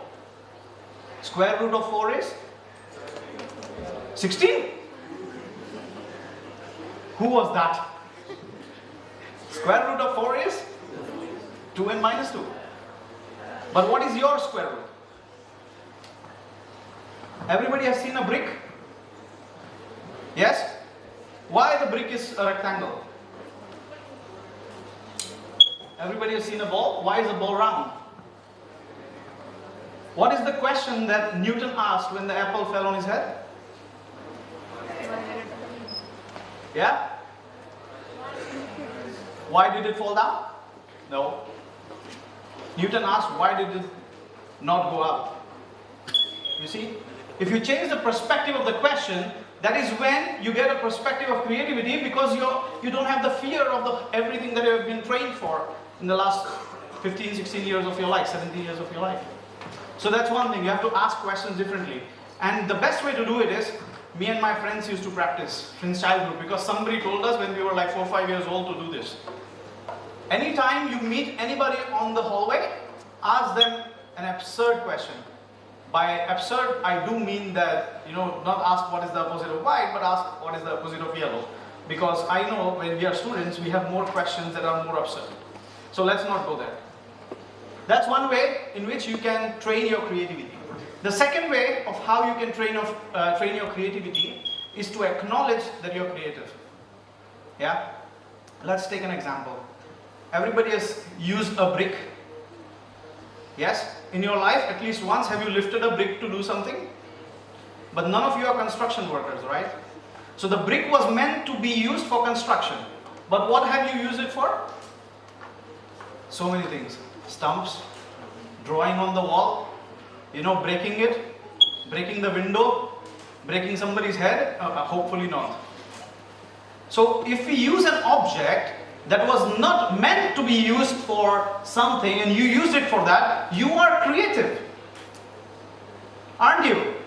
Yeah? Somebody designing a brick in the lab wasn't saying, यार इसके साथ है ना लोग stump बना के खोलेंगे, इसको मेरे को एकदम stump की तरह design करना है. Never did it, right? It was you in your childhood that are like, okay, I don't have a stump, I will just use it. कुछ लोग उसको बैट बना के भी खेलते हैं, बोले बैट नहीं है, चलो आधा बैट सही पर, it's okay. Right? So it's very, very important for us to acknowledge our creativity, because that empowers and gives confidence to your brain to be creative. The third thing to be creative is to not be the smartest person in the room. If you feel that, yeah, everybody admires me, I am the smartest person in the room, then you are absolutely not going to be creative, because you are going to be more lazy, more comfortable. And when you are comfortable, your creativity is like, okay, time to sleep. You really, really have to wake up. Get into the room which is difficult to get in. Why did you want to go to, say, Stanford? Why would you want to go to Stanford? Why would you not want to go to some Sarvajanik Vidyalaya? Yeah? Anybody wants to go to Sarvajanik Vidyalaya? I'm not saying it in the wrong way, I'm just giving an example between two different institutions. Why do we want to go to Stanford and not there? You know why? Because there it is easy. Everybody can get in. There, only few people get in. So you're like, why should I do what everybody can do? But you know, in doing this whole process, you became that person who is doing what everybody wants to do. What? Go to Stanford. You know, I was a good student in school, and then at some point I became, let's say, I was in a boys school. So in 11th standard, I got really good marks in 10th, and in the 11th standard we had girls for the first time in the class. Believe me and my friends didn't know how to behave. So we were sitting in the class like. So in 12th, I did not have good marks. And I went to a place to study where this auditorium was our dream. Because the place where we had orientation did not have flooring, it was mud. We had steel chairs to sit on, there was no stage, there was no microphone or anything. Our teachers came and told us, oh, you're going to study mechanical engineering, this engineering, that engineering. So I studied my bachelor's from that place. But at that time, if somebody would tell me that I can do something, nobody was coming here because nobody expected us to do something. You are all at a very good place, like Professor Banerjee said. You have a good place, you have good mentors, you have good places. You are on the golf course road, one of the most admirable addresses in the whole country. Recognizable internationally. You are at a place where you already have a launch pad. What do you do with that launch pad is going to determine 10 years from now, 20 years from now, you will sit back and like, yeah, kya din tha wo. Pehla din, stage pe kuch log bol rahe the. There were some people speaking on the stage, right? It's up to you. And the last thing I would say to how to be creative and how to be innovative is to do things. You know, one of the things I really liked was the slide that Mr. Devnath showed with taking everything from knowledge to action. You know, I'm really bad. I'm giving you this advice, but I have been really bad at a lot of times with my own self with this. I felt I had the skills, I have the knowledge, and I have to say, write something. I have to write like a conference paper. I was like, okay, I can do it, I will do it tomorrow. I will do it, I will do it tomorrow. But then one day before, I'm like, I have to, karna hi padega, now I have to do. You know what, one thing which my professors always said is that I functioned the best when my tail was on fire, just like a rocket. Because rocket doesn't go up until the tail is on fire. So don't be a rocket. Be like a cheetah. Take every step. Because if somebody is going to start working when the tail is on fire, or they are going to act when the tail is on fire, there are more chances of getting kaboom rather than just going up. But if you're taking one step at a time, then you could walk thousands of kilometers in the time that people are thinking, I will do it tomorrow. Take action. If you think that you want to find out what kind of job is going to be in 5 years, 10 years, where are you going to go? Who are you going to ask? Who are you going to ask? Do you think the answer will remain the same tomorrow? Day after tomorrow? No. So how are you going to adapt to it? Who are you going to ask? Every possible person that you can catch hold of. You have faculty members? Ask them. Is there any change? What do you think? The teachers. You meet somebody on the who is responsible. You go to events. Paulina was mentioning about events about this start. How do you actually know how many events related to innovation are organized by Government of India only in Delhi? You know how many? Only on the weekends? Hundreds of them every weekend.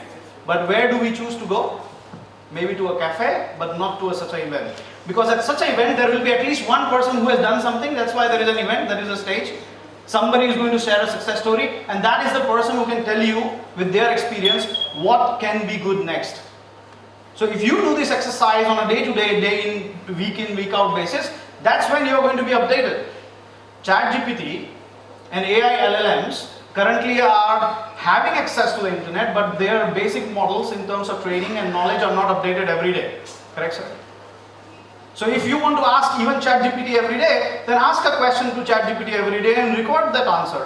What are the job profiles, top 10 job profiles for a computer science engineer in the next 10 years? Record it in an Excel sheet. In 1 year's time, you will have data which you can analyze to see how the trends are. Difficult? 10 seconds every day. How much? 10 seconds every day. Prompt. You are a successful computer engineer. Tell me what will be the top 10 jobs for a first year computer engineering student in the next 10 years, after 10 years. You get 10 jobs, ask next week another 10 jobs, you will see how the change happens. And that is how you will be training yourself visually to adapt. That's action. That's action. You need to take that action to be creative, be innovative, be prepared, be adaptable. You are the one who has to do it on a day-to-day basis, otherwise you don't have the practice. You know, in our college there was the director was an ex-army major. We all hated him. You know why? Because we had a very strict rule. The college was from 9 to 4. At 8:55 the door would close outside and we couldn't enter the college. And we couldn't leave the college campus before 4:05. And we used to be like, what are you talking about? What is this? But when we started working, then we realized that the office people do the same thing. Your company will ask you that you have to punch when you come in and punch when you go out. Yeah? So that discipline or that experience of being in a campus for 8 hours does help. I was asked a question recently because I have a few students who dropped out from their master's program and they were doing pretty well after their bachelor's degree. I was asked a question that why should we even go to the university if the companies are already giving us a job based on our skills? Companies are giving you the job based on the skills that you acquire, technical skills, your verbal skills and whatever. But your confidence, the freedom to experiment is not something that you get outside the university as easily as you get inside the university. Or Professor Banerjee mentioned there are so many centers of excellence. You can go to one for 1 month, try something, go to next place. You have a base which the university is preparing to give you some space to experiment. This is why university is so important. These 4 years of life, you can take as much risk as possible. You know, have you ever heard our Prime Minister, Narendra Modi, saying, you haven't even tested the risk of, the appetite of my risk? मैं कितना risk ले सकता हूँ वो तुम्हें पता नहीं है अभी, right? If you apply that to you right now, then you have to ask yourself what kind of risks you can take in terms of learning, in terms of diversification, in terms of creativity. You know, when I was about 10 years old, I was a very naughty kid. एक काका हुआ करते थे security वाला. He had never been to school, so he had never seen too much technology, and he was poor. And I had a watch, you know, वो मेले में मिलती थी ना वो colorful वाली watch. There were different colors. I don't know if you have experienced it, but I think millennials kids will know. We had this watch. If you press one button, there were like multicolor like disco.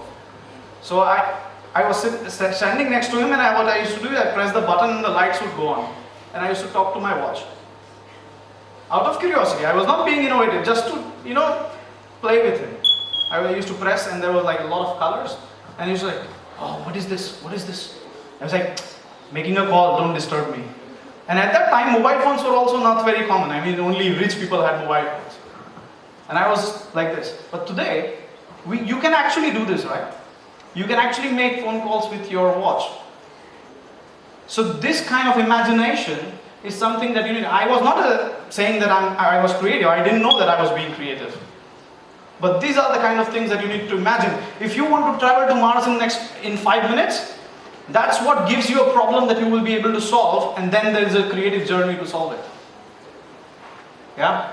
And this brings me to the second and the most important part. What do you do with that creativity? You come up with an idea. What do you do with it? There was an example that there is somebody who is in the second year of their engineering and they have a startup. Now, one thing is to be creative. Now, the second thing is, okay, you have trained. Now, just like AI, you have a tool. What do you do with that creativity? How do you take that creativity from a skill to a startup? What is the basic thing that is required? Anyone? Apart from Paulina. We have this discussion every day. What do you require to have a really good startup in the market?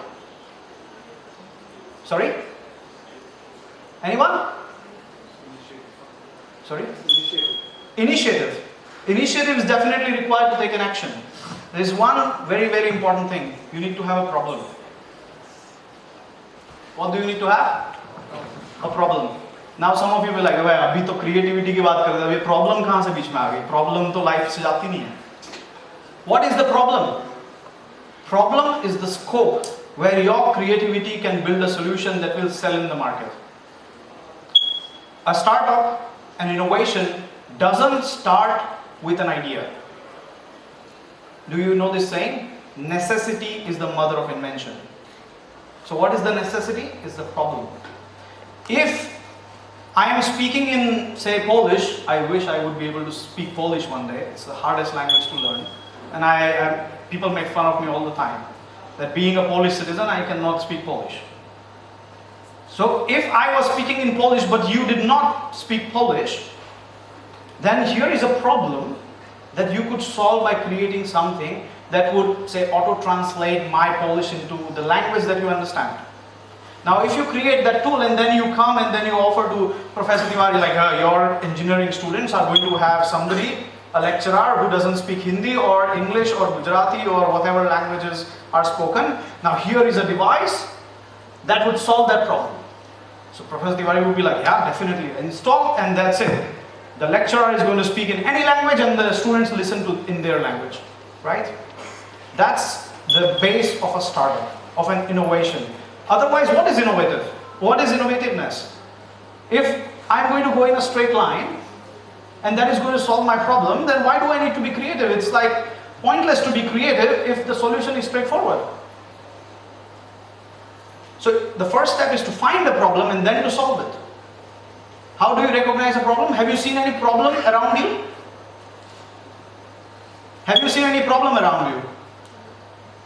Today when you woke up and you came to the university, how many of you noticed at least one problem? Did you notice a problem?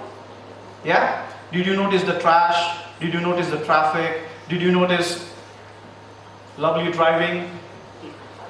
Did you notice honking? Yeah? Did you notice that people were in a hurry?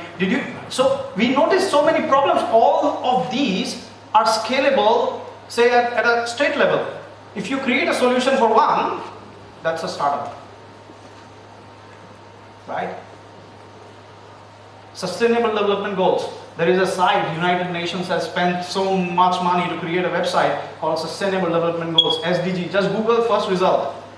There are key actions, there are key goals and key targets for each of the Sustainable Development Action. There are 17 of them. Each target gives you an idea for a startup. Gives you a problem for the startup, pardon. If you take that problem and you solve it, you are not just talking about state, you're not just talking about country, we are talking about a global level goal that you can address. Yeah? So idea, creativity is very, very important, being innovative is very important, initiative is very important, action is very important, identification of the problem is even more important, and to identify a problem has two parts. One, the problem itself, but the second is the people or the processes involved in the problem. If you are able to do this part, you can be creative and you can put that creativity into action and you can come up with a startup by second year, and then you can reach out to Mr. Devnath, or you can reach out to Paulina, or you can reach out to us and then say, we have a problem, we have an idea, can you help us? And I think that is the point where we will be like, oh yeah, let's do it. Yeah? So every morning when you wake up, Open your eyes, but then close your eyes again to imagine what is the best you can make out of that day. And then you will be able to have a very, very productive day. I know I don't have much time. If you have any questions, I will be happy to answer. But I will close by saying one quote. George Bernard Shaw, who is the Nobel Laureate of Literature in 1925, he said a very beautiful thing, and I apply it to my life in everything that I do. He said, "You see the world as it is and ask why. I see the world as it is not, and then ask why not." Don't let anybody tell you you cannot do anything. You can do everything, but also remember that you cannot do everything at the same time. That's why it's very important to select what you want to do. Have you seen a lion and a dog in like a dog race? There's an image on the internet where there is like these places where the dogs are starting to race, and there is a lion in one of the lanes. The doors open and the dogs rush, but the lion is sitting there. You know why? Because the lion picks its fight. Dogs run after everything. So be that lion. Choose your battles. You can do everything. Be confident in yourself. Be creative. Be innovative. Practice it every day. Riyaz is very, very important. Do riyaz. Practice this innovativeness every day in anything that you do. But in something, if it's not required, then it's unwanted creativity. Don't apply it. There are some things like eating food is simpler like this, or with with a fork and a knife. You don't have to apply creativity to that. Right? Okay. So I will close here, and if there is any questions, I would be really happy to answer.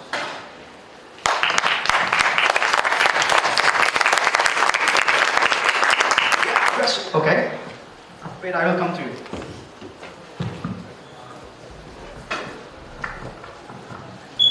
So I wanted to ask that there are a lot of times you said that we can't do everything. Of course we can't do everything. But there are a lot of times technology in itself is a very vast subject, and we can miss out on a few things, and we can feel, as we have 4 years here, we can feel, oh, maybe we are missing out on this thing. Maybe someone else, our classmate, is doing some other project or doing something other.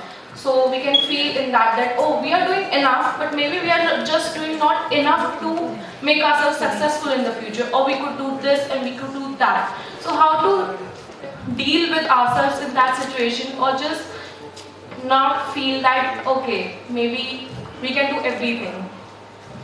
Great question. What's your good name? Prachi, sir. Prachi, very good question. And I think some of you might have this thing in your back of your mind, and this is what FOMO is about, fear of missing out, yeah? Oh, he or she downloaded an application. How is it? Downloaded an application and now they are so productive, what should I do? Oh, they are using AI to do something which I'm not able to do, I should also do that. This fear of missing out is something that you have to throw out of your system first. And there is a way of doing it. This fear comes from you having no confidence in what you want to do. This fear comes from you saying that you will do something tomorrow, and then the result will be day after tomorrow.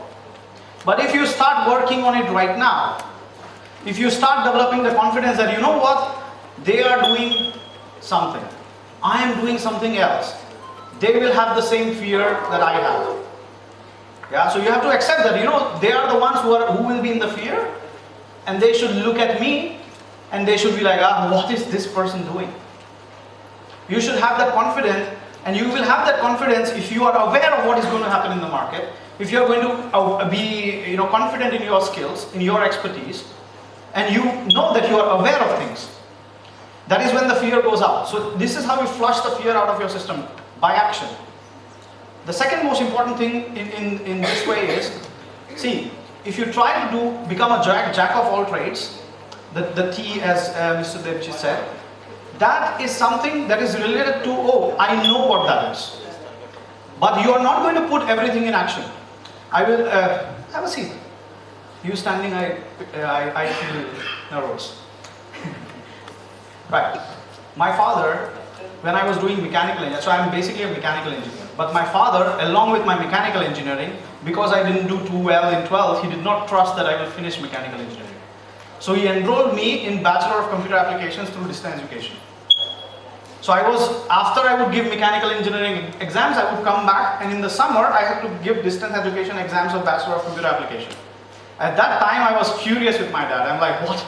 I mean, my friends go, they have a good time, they enjoy, they play and go on holidays, and I am sitting here learning from these books so that I can give next exam. Then, after I did my bachelor's, by that time I was confident that knowing mechanical engineering and knowing the concepts of computer science or computer application, I was able to do much better than most of my people when there wasn't any questions asked, even during placement drive. I did not take 2 placements which I was offered, just because I wanted to be in teaching. And the reason, and when I gave those interviews, they were asking me things that for me it was obvious, and they were like, huh, you know? I'm like, yeah, I did BCA also. So being in different disciplines or having core knowledge of one discipline, like you are all going to be computer scientists, but if somebody knows physics, if you know a little bit of pharmacy, if you know something medicine, if you know something from other field, you know what it is going to make you? It's going to make you a transdisciplinary learner.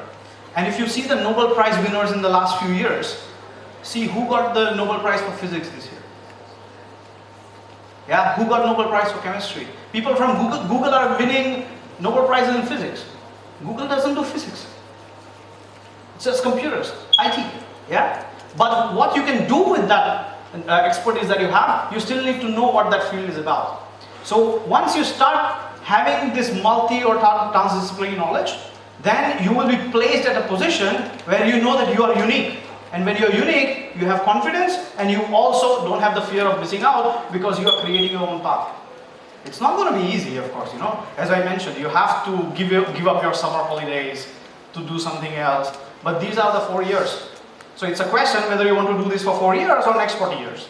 I would say do it for 4 years, it works. Yeah? So flush out that fear and take action and believe in yourself. Thank you so much, sir. Yeah? Hello. Can we do it offline? We'll do it offline. Okay, sure. Thank you. Have all the best to everyone.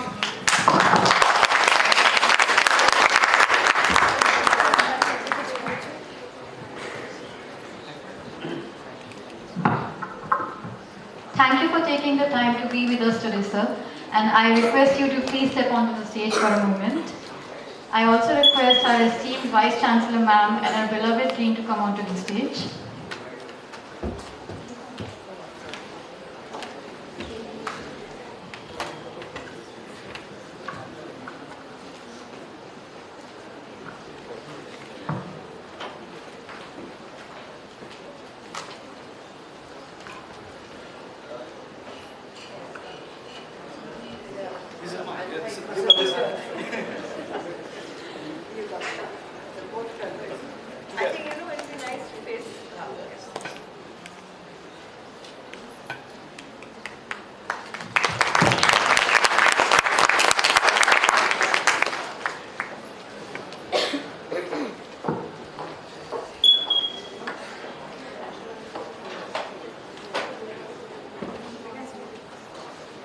I request some of the faculty members to come onto the stage.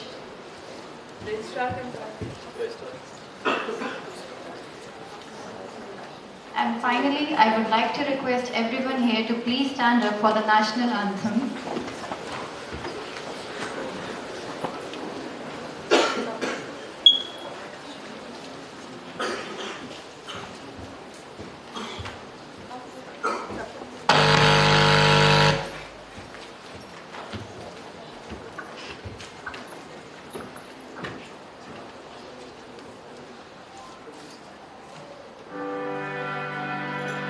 जनगण मन अधिनायक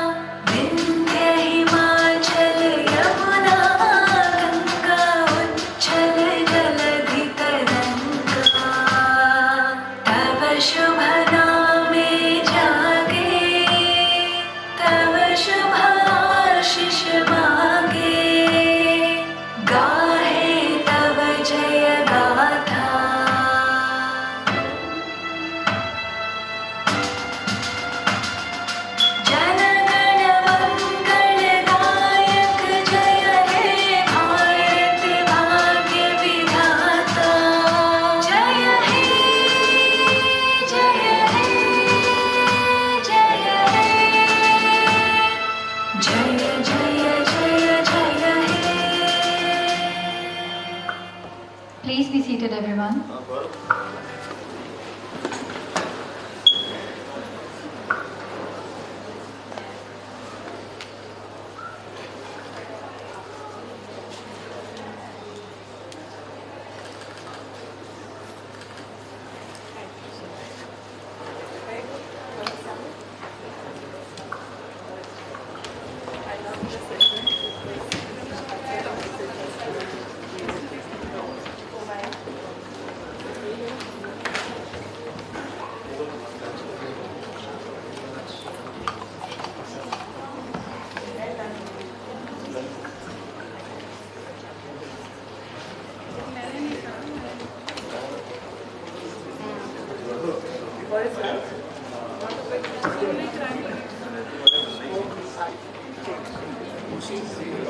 We now welcome the Registrar of our university, Lieutenant Colonel Regan Sinro, whose steady guidance and support play a key role in the institution's growth.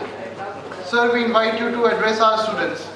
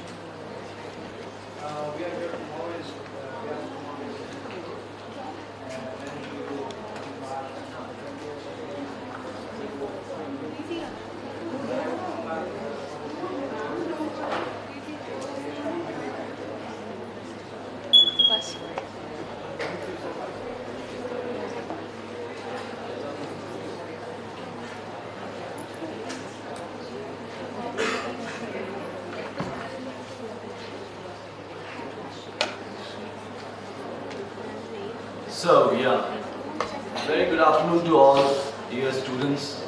I welcome you all. I'm your registrar, Lieutenant Colonel Regan. In around about 7 odd minutes, next 7 odd minutes, I'll tell you about the basic rules and regulations, the guidelines, the support system which we have to ensure that you all are, taken care of here. Kindly pay attention. This is very important. So, first slide says the do's. So going ahead, these are certain do's. There are around about 7, 8 odd, and then another don'ts, around about another 7, 8 odd, which you need to really understand and to help you in terms of any issue related to your academics, related to disciplinary. So please be very, attentive. The first point says you are advised to complete your document and submission of the same at the earliest. So I'm sure most of you must be have gone through the registration part. So in case if you have pending documents in terms of your degrees or other certificate which are mandatory, kindly submit them at the earliest so that you're not bothered. Secondly, I'm sure also most of us have seen the portal where we take the fees of all our semesters, the installment. There is a QFix portal which is being given to us by SDFC, and I know the issues which are part of the QFix portal. So in case if any of your students or your parents who feel there's a glitch or there's an irregularity in your data in the QFix, kindly let us know. You can mail us or you can just walk up to us and you can tell us your concern. Thirdly, it's about the class, which is very mandatory. I'm sure you have your esteemed all the faculty members here, they're emphasizing this as well. So please be attentive, and the classes over here is very mandatory. And also your control exam will harp on this. The minimum percentage of attendance which is required is 75%. Also, you need to complete all your assignments in order to sit in your end-term examinations. Maintaining discipline, good conduct in classroom, on campus and even around the surrounding areas is mandatory. There's nothing to repeat in that. He also advised to, it's very important, kindly go through the notice boards, the learning management system which will be shared with you. Also, kindly be part of the WhatsApp groups which will be created by your faculty members, and also pay attention to your emails. So, because anything and everything related to your academic things and your administrative thing will carry on in the mail. So, if you're sharing your email ID, kindly share the correct one. If you're not receiving any email, I'm sure there must be glitch because of our technology or some error in the name. Kindly ensure that it's updated. You also expected as a student of ILM University to uphold the status, the dignity, the prestige and reputation of the university. Also, we have, I'm sure you must have observed this, we have a limited parking space, so kindly in case if somebody is traveling, it's advised to use the public transport firstly, and otherwise if you're traveling on your own car, kindly park it in order wherever you're parking. It's also very mandatory to wear your university issued I-cards. Either it's a temporary I-card which has been given to you, or subsequently once your documentation and your other things are finalized, you'll be issued with a permanent ID as well. So it's mandatory, kindly wear whenever you are inside the campus and feel proud about it. If you have any genuine complaint in terms of your issue related to your academic, administrative issue, and if you're facing any personal issue as well, kindly go through through our university website. We have a set of committees which have been created to look after that, and then you can raise your concerns accordingly, and the committee will take care of it. And here's the doing part of the presentation. Kindly, we are totally against against smoking, vapes, cigarettes, and consumption of alcohol on the campus or around. So please do not be caught. Otherwise, you'll be taken very severe action against you in terms of relegation and in terms of even investigation from the university. Again, anti-ragging. We are non-tolerant to ragging, and I'm sure government has a very strict rule regarding this. Be mindful if you're in trouble about anything related to ragging. Kindly put us, kindly tell some of any of your staff here, any of your colleagues here. Kindly come forward. I'll be sharing my number as well. You can text me or you can WhatsApp me also.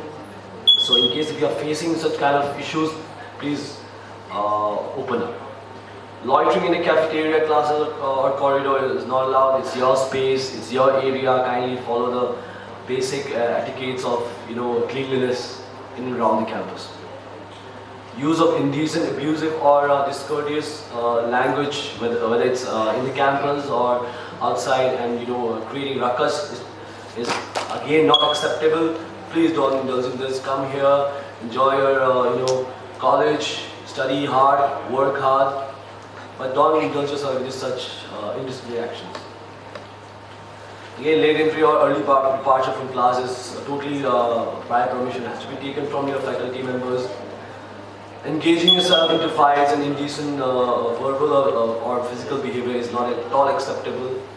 If you face such kind of issues, kindly come forward, speak to your faculty, speak to your mentor. You can come and meet me anytime if you have such a concern.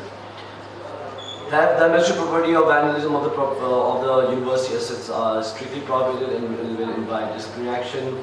Any misconduct or cheating during exam, I'm sure your control examination will also harp on it. Please do not indulge into such issues. I am bringing out this point because we have faced certain such kind of issues in the past. So kindly, I'm just bringing out and highlighting it to you all. This is a general support which we have please note it down in terms of your somebody is staying in hostel or transport. If they require transport, kindly get in touch with Mrs. Anurali, and phone number and the email is there. Also in terms of documentation related, we have Mr. Akash is overall responsible for that, and updation of your access biometric, academic tuition fee, and in terms of anything related to fees, Mr. Kostova is there, and Mr. Hamid is there to help you out with all the IT issues in terms of your Wi-Fi or your email IDs, creation of new email IDs, and anything related to your academic. You have your own. I'm going to say, sorry, it's not mentioned here, but yeah, it's mentioned. So for B.Tech, it's Mr. Ityant, who will be used to be the program manager. So in terms of your academic concerns, please bring it up to him. This set of team which I have, I'm Lieutenant Colonel Regan, retired from the Indian Army. I'm the Registrar. Group Captain Vijay Pranak sir is there, he's the Deputy Registrar. Mr. Kostuba Anand is there, he's the one who is looking after fees, and Mr. Akash is there. So these are the short regarding your guidelines and your support system. Thank you so much. All the very best, dear students. That's it.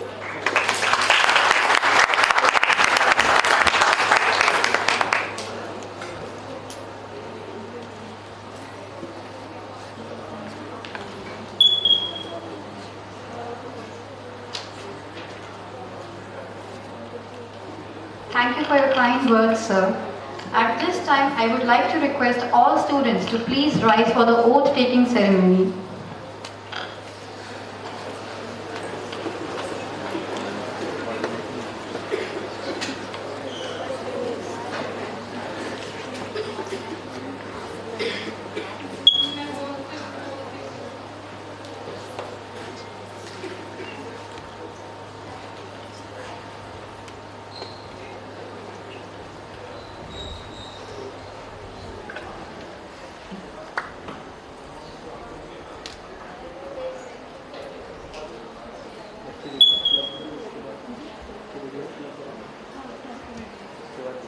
Please repeat after me. We, the students of IIM University Gurugram, solemnly pledge to respect the dignity of all individuals and foster a culture of mutual trust, empathy and inclusion. Oppose all forms of ragging, including physical, verbal, psychological or cyber harassment. Promote awareness and participate in constitutional campaigns, workshops, and creative activities to eliminate ragging. Report any act of ragging or harassment without fear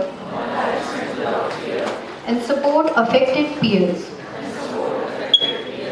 Stay away from drugs, alcohol, and other addictive substances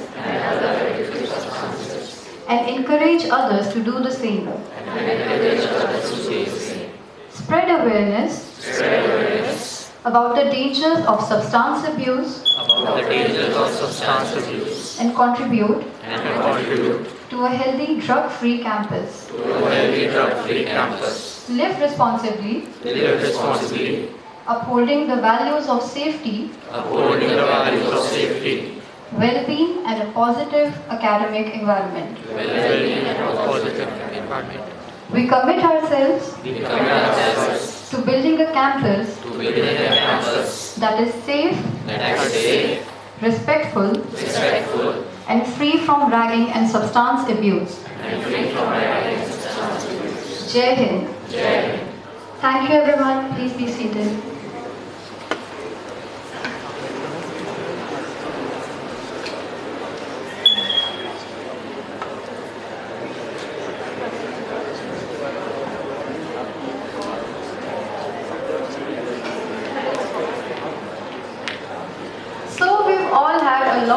addresses and speeches today. Now let's switch gears. Time for a little vibe check, so to say. Whether you love coding, marathon, dance, or social impact, there are a place for everyone. We would like to introduce art clubs and communities here at ILM University. First up is AI Ignite. Club members, please come onto the stage.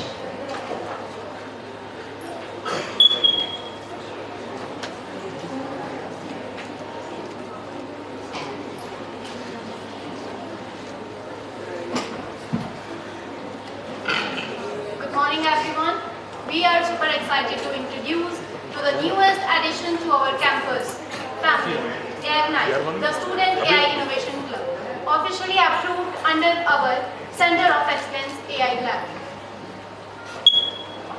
The name Ignite stands for Fueling the Future of Student AI Innovation, and trust us, this is not just another club. This is your gateway to hands-on experience with cutting-edge technologies like machine learning, deep learning, computer vision, and generative AI. So, what makes Ignite special? You will work on real-world projects in teams, get mentorship from both faculties and industries experts, build deployment solutions you can proudly showcase in your portfolio, and take part in hackathons, tech talks, and research exhibitions. The best part, whether you are a complete beginner or already have AI experience, Ignite welcomes everyone from all years and all departments, because we believe the best innovations happen when diverse minds collaborate. We have got plenty of exciting activities lined up. Workshops, hackathons, industry talks, and project case. In fact, these projects are already in progress. And if you scan the Campus Kickstart barcode recently, that's one of our Ignite initiatives. So, if you are curious about AI, want to solve real-world problems, or dreaming of creating the next breakthrough technologies, Ignite is where you belong. Thank you.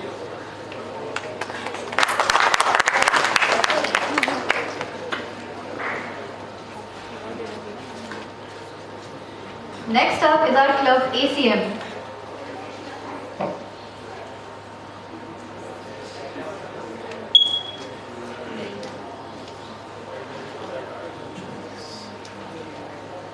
Good afternoon, everyone. I am Tanvi, President of ACM Student Chapter here at ILM Gurugram. Welcome to the start of your exciting journey. Today, we want to introduce you to a community that could be one of the best part of your college life. I'm Mehar, Vice President of ACM. ACM, the Association for Computing Machinery, the world's largest computing society. It's a global network of tech enthusiasts, researchers, and innovators. Our chapter brings that same energy to ILM. Why join ACM? Because it's where you learn skills beyond textbooks, work on real projects, build your professional network, and even grab internships, all while having fun. You don't have to be expert to join, you just need curiosity. We conduct workshops on AI, cybersecurity, and cloud computing, organize coding competitions, invite industry experts to talk, and run hackathons where you solve real-world problems in teams. One of our proudest achievements was the Robotify workshop. In collaboration with IIT BHU, students learned robotics hands-on from Arduino programming to building functional robots. And the winners got the chance to represent ILM at TechNet's IIT BHU's prestigious National Tech Fest, competing with some of the brightest minds in the country. So now, you must be wondering who can join? Coders, designers, content creators, event planners, and just tech enthusiasts. We value all skills because innovations come from collaboration. Joining is simple. Scan the QR code, fill out the form, and be part of our WhatsApp or Discord community. We'll guide you from there. Once you sign up, you'll get early access to event updates, workshop registrations, and exclusive ACM resources. You'll also be paired with senior members who can guide you in projects, competitions, and career guidance. And remember, the sooner you join, the sooner you can participate in exciting activities. So, if you want to make your time at ILM unforgettable with learning, opportunities and experience you will be proud of, join ACM. We can't wait to see you at our first meet. Thank you, and once again, welcome to ILM University. Thank you guys. The next club we'll be introducing is Bike Force.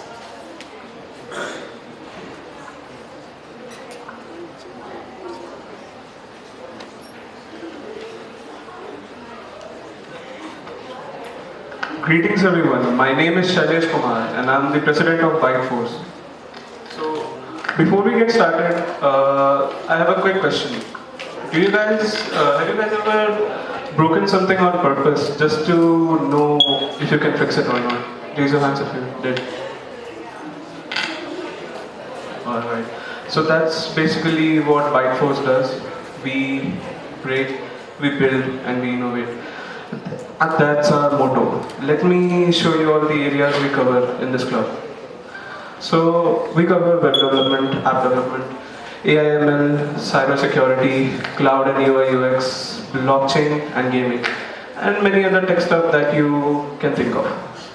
We have also hosted many events, like we have hosted A-Bit Coding Quest, which was recently in the last year. And we have also hosted a gaming event, Gaming Nexus, and we have also hosted many workshops on AI and Power BI. So, if you ever had the thought that, can I make this? The answer is yes, with Bike Force, you can. Thank you. Here's the QR code, you can scan it to register.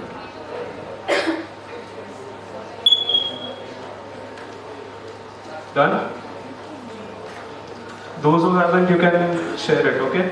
Thank you.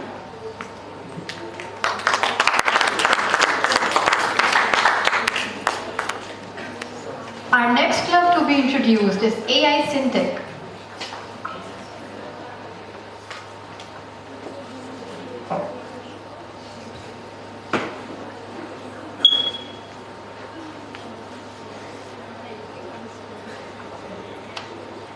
Hello everyone, my name is Ankit Samanta. My name is Yu Prakash. And we are the president of AI SynTech Club. Our club is all about the world of artificial intelligence, emerging technologies together, innovating, learning, and creating solutions to shape the future. We host exciting events like Hackwords, AI summer schools, and hands-on workshops where you can gain real skills, meet like-minded people, and work on projects that go beyond the classroom. There is exciting news. Today we are doing a special activity, and to tell you more about our AI-thon, I would like to invite Devansh Datta.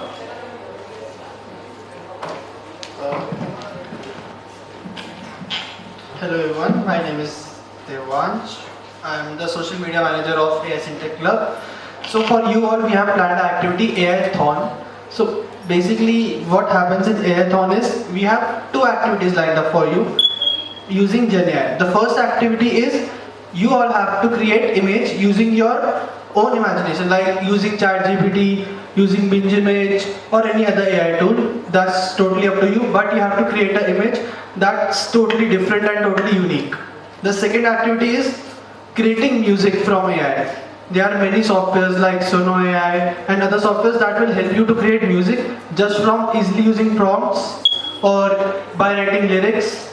So these two activities are totally for your entertainment, and in this you all can show your creativity, that how creative you can be. The last day to submit will be 13th, as on 14th we will be announcing the results. So if anybody wants to scan it, can scan it, and it will be forwarded to your groups too.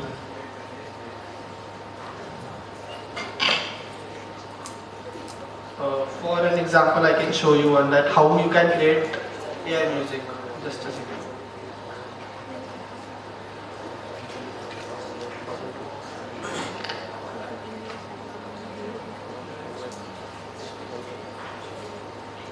Yeah, like to create music, I opened Suno AI, I went on create, and here I wrote like I need a song for inauguration ceremony at ILM. I need this song with drums, male voice, and maybe some guitar. So let's title it song 1.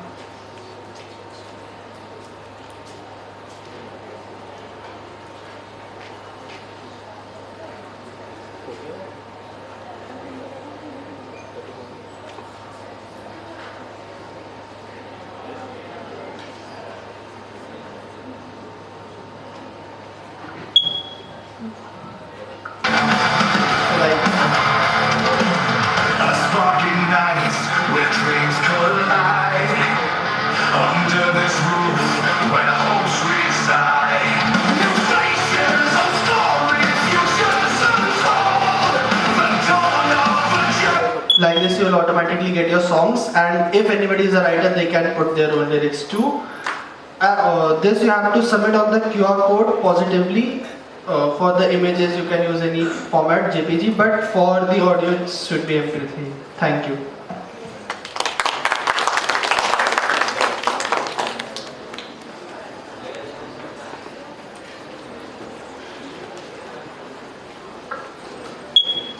Now that you have heard from our dignitaries and our club societies, it's time to meet the people who will guide you through your journey here, your mentors. From lectures to mentorship and everything in between, they'll be your constant support. Let's take a moment to warmly welcome the faculty of School of Computer Science and Engineering. First, I would like to call Dr. Sapna Arora and Dr. Preeti Mehta. A warm applause for them, everyone. Good afternoon, dear students. Good afternoon, dear students. Voice is not coming. Good afternoon. A very warm welcome to each one of you to ILM family. The future belongs to those who believe in the beauty of their dreams. As you step into the new chapter of your life, we would like to wish you success and prosperity. I, Dr. Sapna Arora, on the behalf of School of Computer Science, the first year program coordinator, would like to welcome you all as a mentor. Wait a minute. What is the role of a mentor? Okay, I'll not tell you. I'll show you. Volunteers, please. Volunteers, where are you all? Be ready for the activity.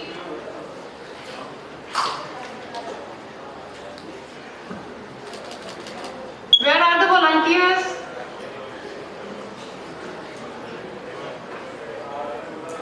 Just wave your hand. What about others?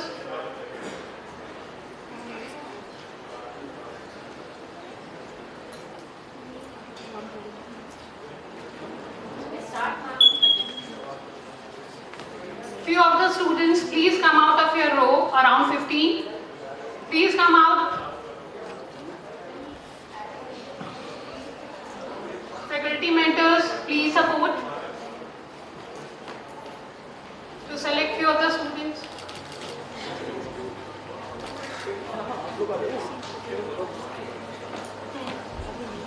Volunteers, please pick 15 students. Anyone who is interested in playing the activity, please raise your hands and come forward. Even seniors can join.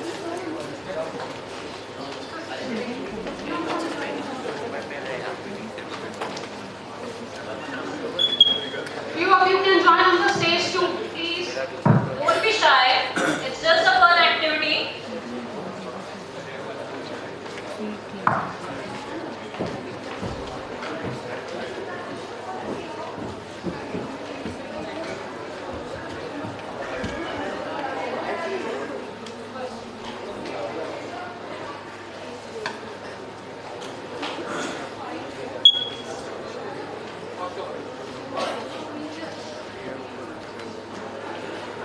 Make a row of 5 students. 5 students in front and 5 students at the back. Rest you can stay.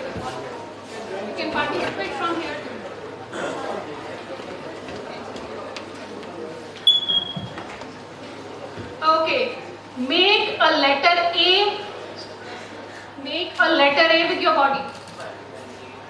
Hurry up. Make a letter A, alphabet A with your body. Hurry up. And few of you can participate from your seat too. Hurry up.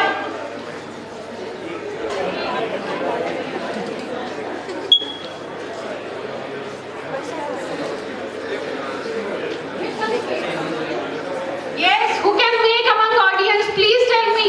Make an alphabet A. Okay. Make a letter B. ये बनाओ यार. Make a letter B. Yes, who is making letter B?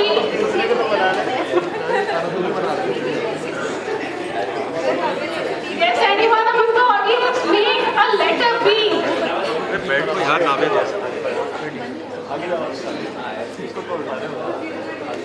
Who made it? Just raise your hand. Not from the first year. Yes, letter B. Letter C. Can anyone make? Letter C. Okay. Letter D. Make the letter D. Letter E. Letter alphabet E. Hurry up. Okay, alphabet H. With your body, not with only fingers and hands. Make letter H with your body. This is not H. This is not H. Yes. So, can any of the faculty member could please help them out? Yes, please. Mike. And Mike.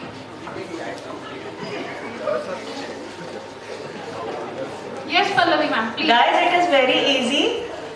Just collaborate each of all. Make a cube this side, make a cube this side, and then horizontal lines. Now, that's the role of a mentor. That's what we want to tell. I hope now you can make letter H. I hope you can make letter H now.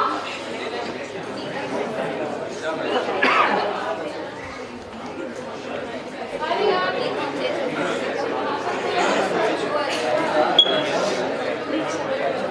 Yes. Okay. Right?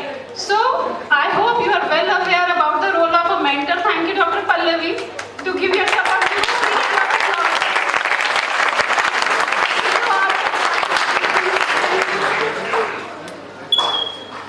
A mentor is someone who walks with you, besides you, offers guidance, support, and encouragement in your journey. Now, I would like to invite all the mentors along with the cluster heads of the department. Everyone. Cluster heads, please join. Thank you. Dr. Amar Shukla.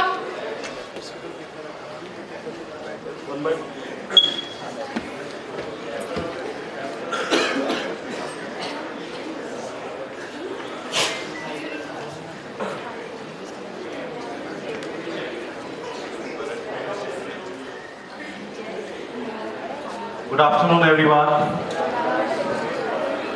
I think we're not getting any sound here, right? Good afternoon, everyone. Like, आवाज नहीं आ रही है. Good afternoon, everyone. ये हुई ना बात.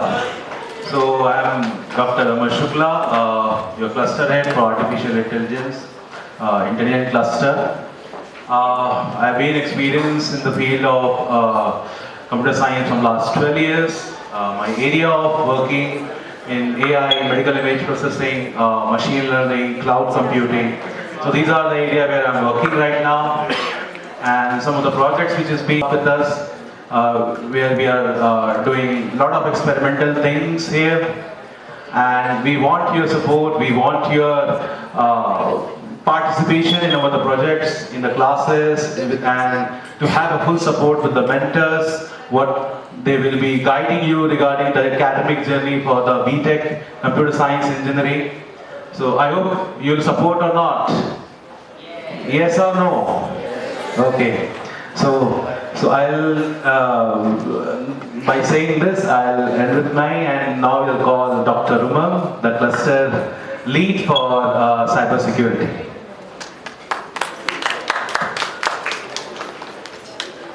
Dr. Umang.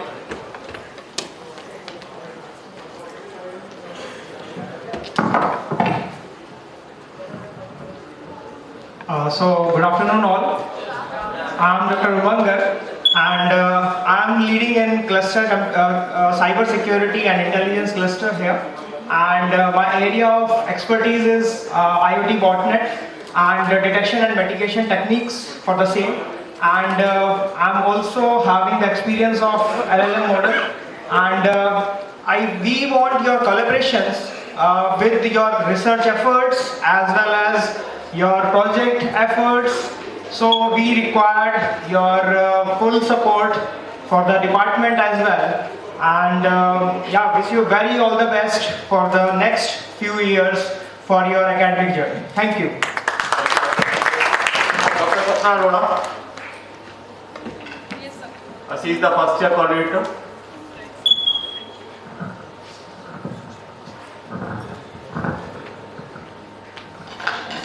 Thank you, sir. Good afternoon.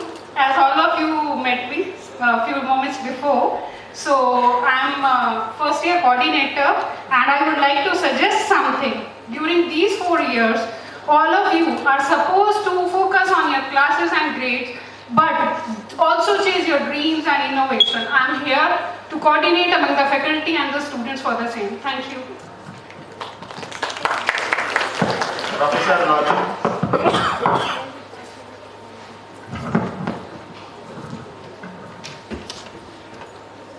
Thank you, sir. Hi, good afternoon, everyone. I know you people are waiting for lunch very eagerly, but still just here for few more minutes. So I am Dr. Anurag Jain, serving as professor in computer science department. So I am here in the island since last 1 year and serving in the academia industry since last 22 years. So I am here not just to teach you, but I can also guide you how to convert your ideas into innovations. So if you have an idea, I will guide you to convert that into a patent or research paper. If you are skilled in application, I will give you the idea to convert that application. So you can approach me anytime to convert idea into innovation and then into patent. Thank you. I think he missed that he is leading Center of Excellence for AI at our school. Apart from this, he is also leading the Developers Club, AI Developers Club at our school. So whenever you have any idea, you can reach out to him. Actually, that club is organized by students and participated by students. I am just mentoring and guiding them. Mentored by Thank you. The next is Dr. Aarti Chu. So she is leading industry integration at our school. So if you have any queries regarding industry collaborations, you can reach out to. Good afternoon, students. So I'm Dr. Aarti Chu, and I am in academics since past 22 years, and here in School of Computer Science I am since past 1 year. And I welcome you all here in SE family. So 3 cheers for SE. Yay! Hip hip! Hip hip! So we welcome you all, and there are endless opportunities here at SE. You will be exploring lots of opportunities. Every faculty here is here to help you out. You simply meet you can reach each and every faculty anytime, and we are here to skill you up. So let's begin the journey. Welcome you all. Our turn to Dr. Pooja Batra. Dr. Pooja Batra, Nagpur.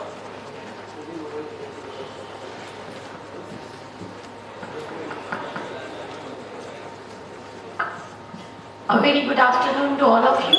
I'm Dr. Pooja Batra Nagpal, and I'm working as an associate professor here.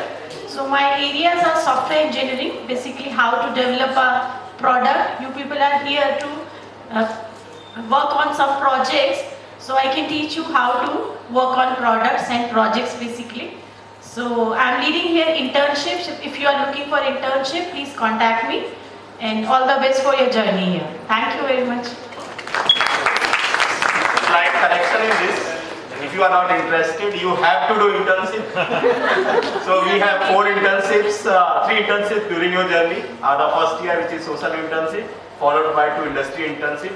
So she is connecting, reaching out to the industries and NGOs to get you on board here. Thank you. Dr. Pallavi Pandey.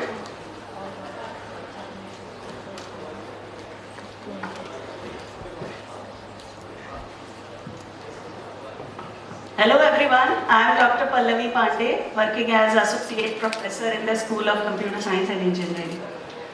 My research area is machine learning, data mining and cloud computing.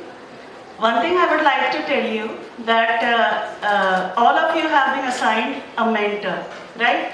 Whatever problem you are facing, whether it could be personal as well, either it is personal or study related or anything, you can go to your mentor without any hesitation. You can contact them, you can say that your problem. Might be possible that it couldn't solve so early, but it is 100% sure that it will be solved. Okay, thank you. Apart from this, she is leading IQAC at our school, and soon she is going to reach out to you to record your achievements. So throughout the 4-year journey, she will be there to record your all achievements. The next one is Dr. Pooja Acharya.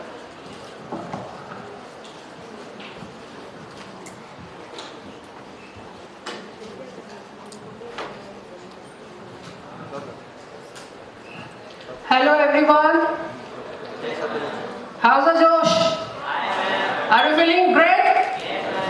Okay, I will be teaching you digital electronics in some of these sections, and I'm also looking after the robotics lab and the infrastructure related with the electronics lab here, and we will do lots of projects in our labs. So my area of specialization is antenna designing, IoT, drones, and hope to see you very soon in the classes.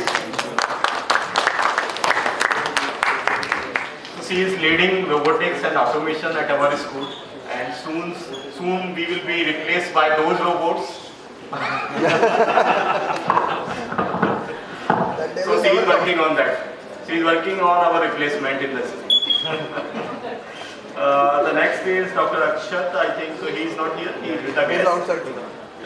Dr. Sonamrata.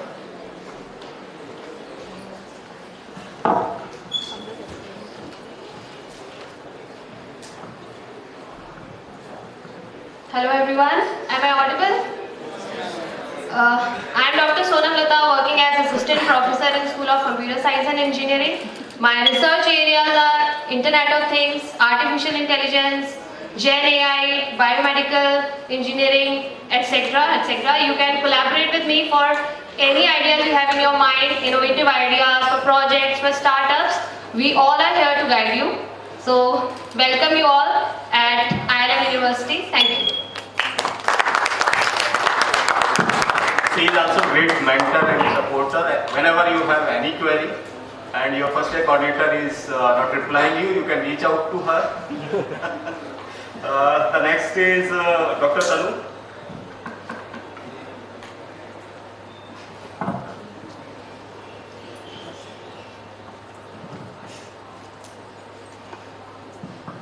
Thank you, sir. Hello, everyone. I am Dr. Tanu Gupta, Assistant Professor in School of Computer Science and Engineering, and I am also taking a few subjects in first year classes. So we will meet soon, right?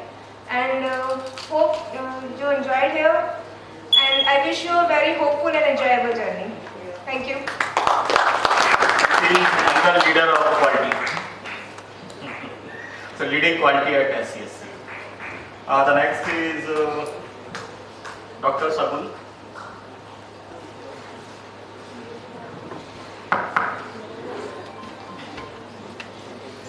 Thank you, sir. Hello, everyone. I am Dr. Shagun Pangal, Assistant Professor of Mathematics in the School of Computer Science. And my area of research is numerical techniques and use of deep learning algorithms for mathematical applications. So as of now, you must have heard कि mathematics कहाँ use होने वाला है ज़िंदगी में. So I am here to tell you कि कहाँ use होगा, and you will learn it, and we will have a great time. And I welcome you all to ILM University once again. Thank you very much.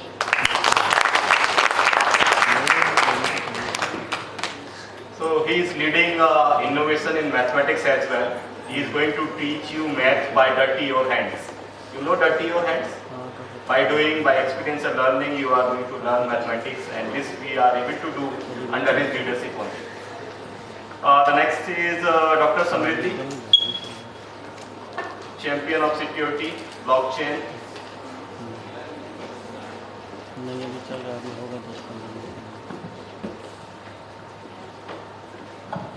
Thank you so much, sir. Good morning, everyone. A very warm welcome to all the freshers here in ILM University. I am Samriddhi Singhal, and my research specialization is blockchain and cyber security. I am here with you all to guide you for Solana, Hyperledger, or Ethereum blockchain, anything you want to pursue in your career future. Thank you so much, and it's an absolute pleasure to be here with you all today on such a big day of yours, your orientation day. Welcome you all. Thank you so much.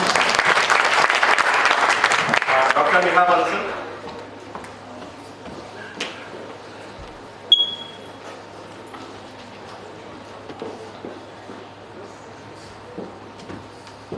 I think I missed Dr. Preeti. Next.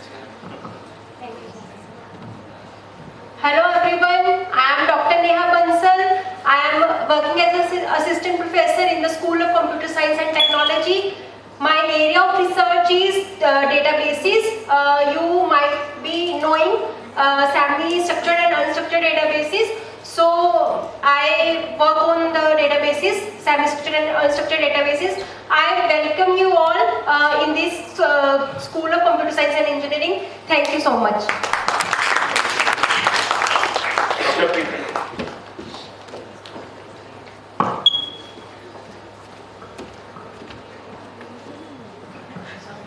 Good morning, everyone. My name is Dr. Preeti Mehta, and my expertise area is digital image processing. I basically work with images, any kind of image applications. You can reach out for project collaboration, and my background is from robotics and automation. So if you are interested in learning about the basics and foundations and everything related to electronics and robotics, you can reach me out. And I guess I am teaching one of the subjects in first year also. So I will interact with you during the classes. Thank you. Have a nice day. Dr. Puneet Baba. Are you there? Dr. Puneet is not. Dr. Vishprakash Jha. They are busy in another activity. Dr. Rahul Thakur, busy. Dr. Jayati, please. CC.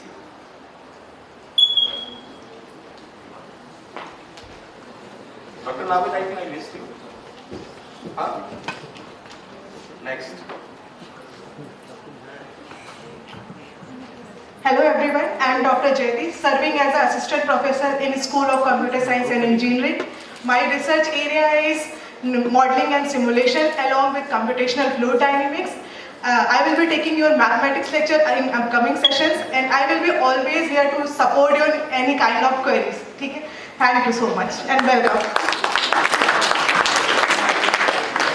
The next is Dr. Navid.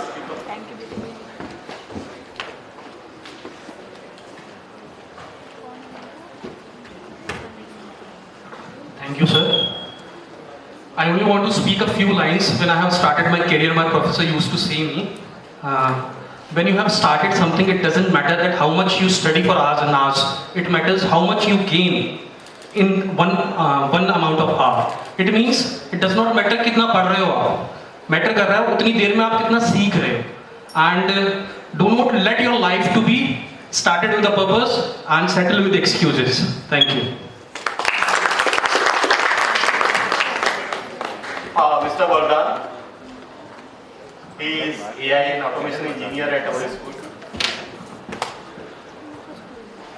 Hello, good afternoon all. My name is Vardhan Pajdu. My background is in electrical and electronics. I'm here not just as your faculty, but also someone who is very passionate about technology, just like you all. So I welcome you all at the IILM University in the School of Computer Science Engineering, and all the best. Mr. Assis, he is also AI and automation engineer at our institute. Good afternoon, future engineers. I welcome you all to IILM University. My name is Ashish Kaushik, and my research area lies in AI and ML and robotics. You will see me in the lab of robotics and automation. I have some quite of experience in building drones and in robotics also. And my AI ML research publication expertise lies in LLMs and AI related projects. So my doors are always open for you all. If you have any kind of research project idea or a startup idea, so I welcome you all so that we can both collaborate. And finally, I welcome you all to the IILM family and have a great future ahead. Thank you so much. Thank you. So on behalf of all of us, those who are not available, I welcome all of you. I am Dr. Tiwari, heading School of Computer Science. So whenever you have any trouble, any query, you can reach out to your first year coordinator first, then your cluster head, and don't reach out to me for anything. Okay, thank you. Because, oh, I missed you. Please come.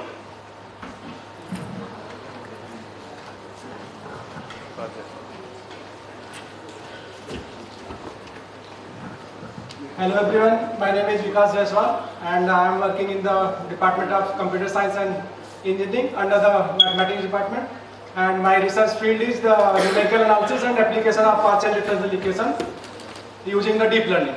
So any queries related to the research, you can contact anytime.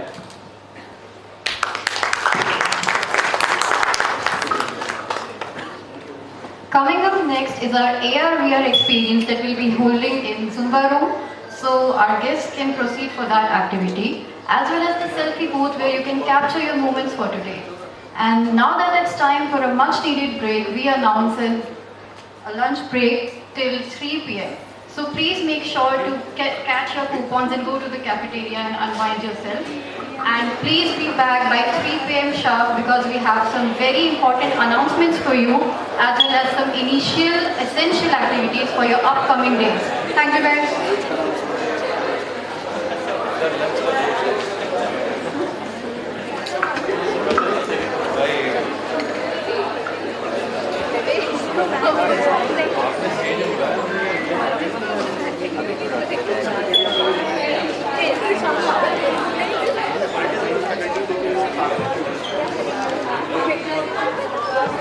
Work out and down.